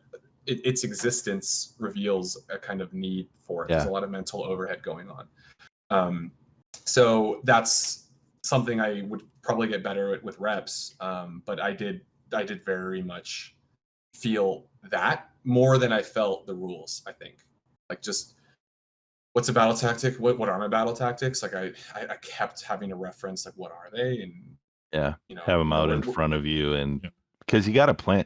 Battle tactics are so unique in that you have to plan ahead. If you go into each round and you're not thinking about what you have left or what you can set yourself up for, you're gonna just miss them. It almost takes that like, okay, I don't want to take this one this round because that'll be an easy one that I can get in round 4. I don't want to take this one now because I'll have a chance for it next turn. Like you may even not want to not kill a unit or wipe a unit off, because you need to be able to kill units and stuff like that. Yeah, like there is a lot there. I wasn't playing that way. I was just playing what can I score some points this round? Can I score some points this round? But I can see it. I can see it getting deeper. I do think there's a lot of overhead. It felt manageable even as a new player, I guess. You know. Okay, good. I will say it felt manageable. I play a lot of games in general, so that probably helps. But you know, I would say, I don't know. I would probably need at least one more 5-game tournament, like let's say in the next month, to feel like I had it locked in. If I didn't change my army at all, and they didn't change the general handbook, which they're about to do, but you know, it didn't feel unbearable. As someone who, at the very least, had a better grasp of the core rules than I thought I did going into it. I think if you know how to move, how to charge, what your generic command abilities are, you know, the core rules. Yeah. You could walk into a tournament and like don't go in expecting to win. Like, you know, I didn't go in expecting to win, but I think you'll have a good time and it won't feel like you're drowning. Yeah. And you kind of touched on the importance of that, like visual aids and having your cards and your stuff. Like, I distinctly remember at NashCon going to AOS reminders before I left and printing, like, just so that I could study that and start to remember, okay, this phase, this turn, this ability. I had that. And like, I mean, like I never used the turtle before. I'd never used the turtle in games. Like the turtle has like a mortal wound ability that I didn't trigger once because I didn't even know. Like I read the first column, I read the third column, and there was this like awesome ability in the middle column that I just because like I just so you know, like I kind of went in expecting that though, so it didn't bug me. It'll bug me next time. I think what was really cool though to see, Raf, is your recall of the games and understanding those points, and because that, you know, like, I'm by no means a great AOS competitive player. You know, I've won some games and had some good tournaments, but like learning from your losses, I think I always learn more when I lose and make one of those mistakes than I learn when I win and like execute and do things. So I think that's a really positive sign for your tournament future is your ability to kind of analyze and kind of understand like where things went wrong or what the pivotal point was and pick that up. So that hopefully we end up at a event someday together. I'm eyeballing Adepticon. I've got to find some floor space to crash on, but I think I'll try to sign up for that if I can make that happen. I cannot say enough at how warped my perception of competitive play was based on conversations, Twitter, right, or even my local shop. You know, there's a lot of people in the local shop who kind of poo-poo the concept of competitive play, and you know, and you know what, like, you know, everyone likes their own thing, right? There's a lid for every pot, but I had this warped vision of what competitive play was going to be like, and it was, at least this one event, could not have differentiated the attitude between the 5 people I played with and the casual pickup gamers that I play with in the other parts of my life. And that makes me want to go back because, you know, I know I'm not going to be a Trent Nelly. I do not have 30 tournaments a year in my life. So, but I play these games to make friends and socialize and hang out with people. And like, I got to hang out with 5 cool people and roll some dice and drink some Muir. So, I mean, right. all that. Right. Heck, I could have just done 5 shots of Malort and had as good a time. So. That's a good point. Cut the games out and just rip 5 in a row. Had a great time. Troy or Josh, any questions or anything on the tournament front for Raf? I don't think so. I mean, it confirms kind of the experience that I've seen. Again, like I said, I've dipped in. I played one Bruce City a couple of years ago. But again, as we've kind of vicariously lived through you, Ty, as you dived in and out of competitive play, and like I said, I've know a lot of people met people in that community. It doesn't surprise me, right, what Raf's experience has been in that, and in some ways, I think there's something about the bigger tournaments, like it kind of maybe filters out some of the bad seeds. Like I think if you go to like the RTT in a local store somewhere, maybe you get, I don't know, right? You might get some of the bad seeds or some of the experiences that some people kind of, talk about. But every time I've gone to these bigger tournaments, I think the people that, are putting the effort in to go to these things, right? They're there to have fun. They're putting, you're putting that much energy into something. You're not going in there to like create a bad experience for anybody. I think that's what I've seen, right? It's everybody that goes to these things kind of has that common mindset. They want to have a positive experience, and that's what I've seen. So it's pretty cool. Yeah, there's a joke that the fights are so vicious because the stakes are so small. Like maybe that's the the other experience. Yeah, I did. So Nick True, he's from Indy. Cool tournament moment. So I'm on this Discord with a lot of like Anthony Trentinelli and Nate and others, like some of these big time players. So I'll just kind of vicariously get their tournament weekend recaps. So Nick True was at Dragonfall, and he's always been. He started, he lost a lot. This is like 5 years ago, AOS competitive play, and he's worked really hard, got in his reps in. He just 5-0'd at Dragonfall and like took down the tournament, his first 5-0. Yes. So it's like really cool to see somebody kind of, I don't want to say chase the dream, but like work at playing, get the reps in, learn their armies, and then see success. And like it's accessible. It's an accessible game where like people can do that. The more you practice, the more comfortable you get a few matchups that go your way, and you can be sitting on a 4-1 or a 5-0. Like, that's my goal is when I get back in, I got to chase the dream and play 30 tournaments and try to 5-0 a local and bring them more. And bring more. Yeah. I think there's something to it. I think like for me, with the first time I went to a board game convention, my first Gen Con, my first Geekway, you leave those exhausted, but you leave those. I left those exhausted, like bone tired that I rarely have, but inspired like to want to play more. I think like that's the sign of a good event for me, and that's kind of how I'm already like Ogre Mall Tribes. Maybe I'll dust off the very first Age of Sigmar or Warhammer Fantasy models. You mean dad bod? Dad bod.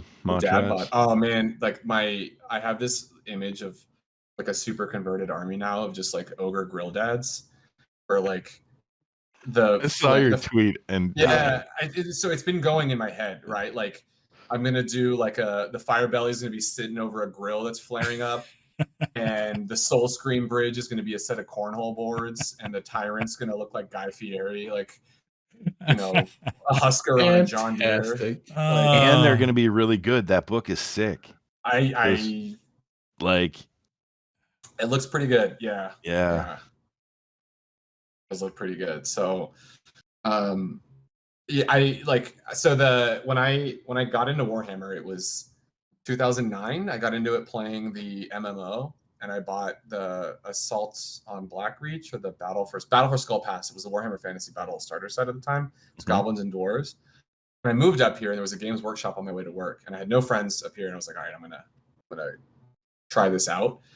And so I wanted squigs because there was a squig game from the MMO, and the army at the time had like no squigs. So well, then goblins are out. I don't want goblins. I want squigs.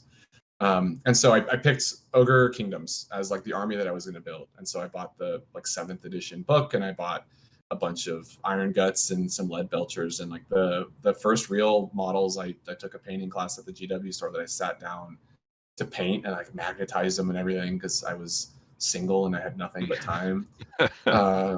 And I still have those original models like on their square bases. So like it would be a fun army project to kind of pop those off, rebase them, and touch up the paint job or redo the paint job or whatever. But I still got them. So the project never give up on your projects. You'll finish them eventually. Yeah, I'm all in on the new Slaves to Darkness. Yeah, that looks awesome. It's gonna be my return, my triumphant return to AOS. Sorry, I do have to throw out like 2009. I had been playing 40K for 20 years already at that point. It's funny you mentioned 2012 that Kickstarter, and 2012 is the year that Netrunner came out. That was my entry to tabletop gaming. Like and so you said that, it was like 10 years. Like, wow, I've been playing board games for 10 years. Awesome. Troy, I think what I'm going to do is I do want more Kill Team, but I think we should probably talk about that next time. Oh, yep. No, we will. We can recap.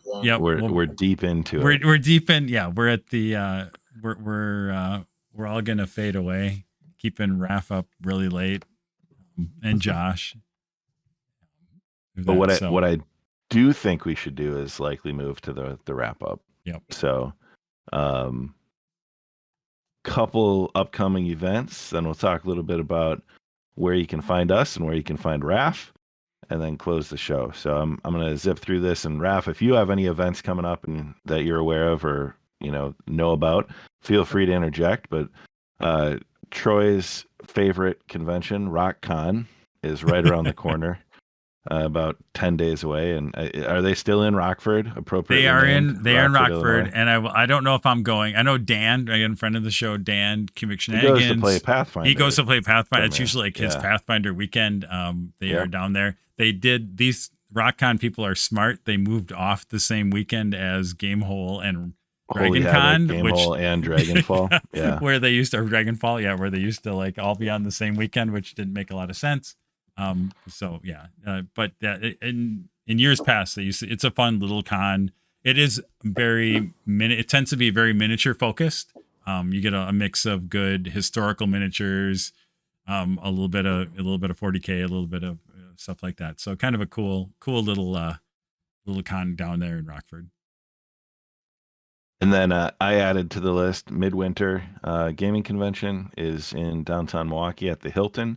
Mid-January. I think it's right around the 14th, 15th of January. It's the middle of winter. Nobody wants to be outside, so come spend 4 days inside playing board games, role-playing games. Paul and Jen will be there with a table for Anvil 8 games again. And what's cool about Midwinter, if you get a chance to check it out, one of very few female-run game conventions. Oh, cool. So the kind of head of Midwinter is female, and it's rare in that gaming convention space that you get female leadership. So it's a smaller con, probably maybe 800, 900 people. I would only be guessing at the size of attendance. But a lot of board games, a lot of role-playing game options, and I think registration is open now and going on. And in a really cool hotel. It's like in a really... It is. It's this classic downtown Milwaukee hotel. Really good restaurant and bar on site. The Milwaukee Chop House is right there. There's plenty within a couple blocks. Most through skywalks because it is, going to probably be 5 degrees outside with a foot of snow. And then I don't think there's anything really in February. I mean, Steve Herner will have Holy Wars, which is a team event right around Super Bowl weekend for AOS. Now, Raf, if ever you get a chance, it's usually right in the greater Chicago area as well. So Steve Herner's Holy Havoc, right? Holy Havoc, Holy Wars are his two events with the most incredible terrain you'll ever see on a table. And very interesting, kind of unique way of playing team Warhammer, very hobby focused and hobby oriented. 2 of my friends from the local Warhammer store just did Holy Havoc last week. And so they've been messaging me about it, like signing up for it next year. So I can usually do 2 or 3 events a year, as far as getting away from the kids and family. So I'm trying to strategically pick which ones I want to do.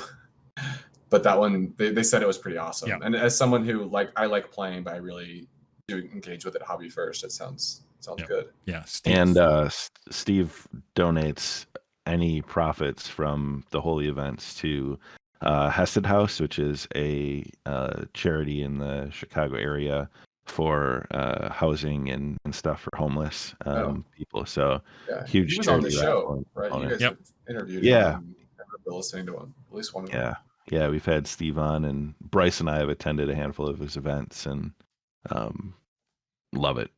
Yep. Steve's a great dude and puts on a great convention. That's in February. Registration's likely sometime in November for that. And then Adepticon in March. I hear that's a pretty big event. I've heard of that one. I think people go to that. Yep. I'll be there. I'll be at Adepticon. I'd love to stay on site and do the Age of Sigmar tournament, but if nothing else, I'll be wandering the halls with a bottle of Malort, looking for pickup games. I'll be there. I'm hoping that's the debut of my Slaves to Darkness. So Nice. Cool. Yep. The event registration has gone out, so I am putting together again. Guess what? I'm running some Space Hulk there. So I'm putting that together. Going to send it over to Matt, and we'll getting that up and running. Plus all the stuff we're going to do with Terrace this year and Geek Nation tours is going to be fun. So we're looking forward to it. It's going to be a blast. So. That'll be awesome.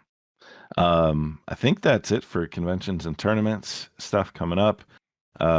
Josh is going to host CoopCon some point in February around his birthday at a home in Oshkosh, Wisconsin.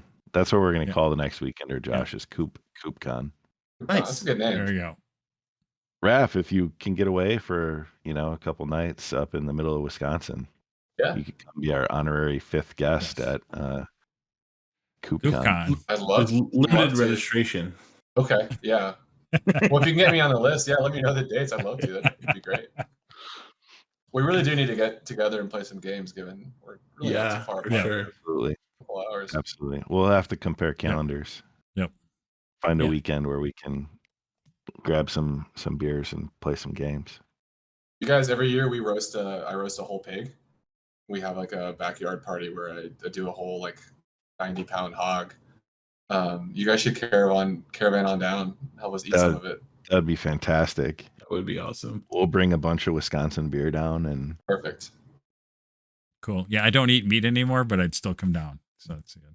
There's always a couple of vegetarians. It's got a potluck style, so you can find something. All right. Cool. In the meantime, real quick, Twitter, Slayin Show @ on the Bird app, basementofdeath.com to read all of Troy's excellent Space Hulk content and his Horus Heresy reading list, which I think is up to 12,000 views. Emails, Ty, Josh, Troy, intern @ basementofdeath.com. That's how you reach us. Listen, review if you want, subscribe, but mainly on YouTube, like and subscribe. Help the algorithm. Smash that subscribe button. That's right. But Raph, let's talk about how people can find you, what you're working on nowadays, and if you got anything you want to plug before we completely wrap up.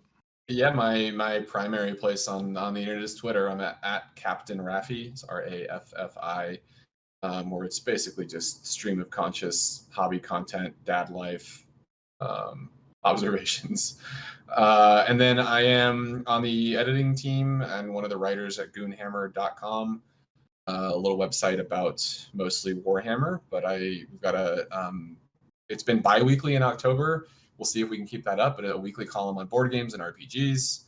I'm dabbled in the Age of Sigmar. We reference a write-up I wrote up.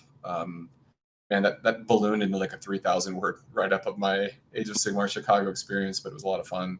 And it's a cool community. We got tons and tons and tons of content. We're publishing 5-6 articles a day about all flavors of games in Warhammer on goonhammer.com. So that's mostly where I write. Unfortunately, Ding and Dent is no longer around. And so Goonhammer is mostly where I'm doing my content creation. Oh, and I have an Instagram now. That's also new. So, all right. Yeah, at Raf Paints, RAF Paints. And it's all kind of my hobby content. You just want the pictures of that and none of the dad content. None of the picnic table cooler. Yeah. See, I like you on Twitter because I come for the painting, but I stay for the dad content. For the dad content, yeah. I'm slowly formulating my brand. I'm dad, Carly Rae Jepsen super fan.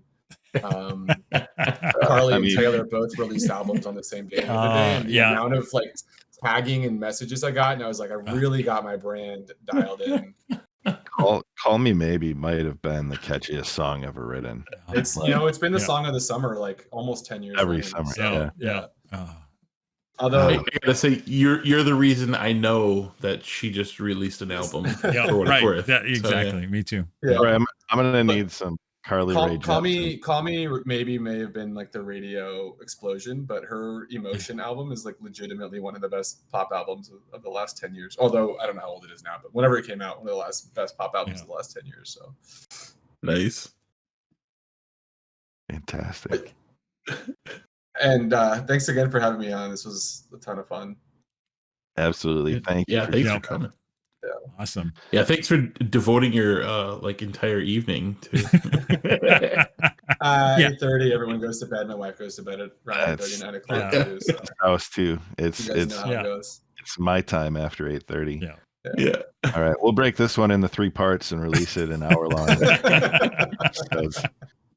No, but thanks for joining us though once again, Josh, Troy. As always, thanks for being here with me, keeping the lights on. But keep the dice rolling, the drinks on ice, and no matter what, keep playing and slaying.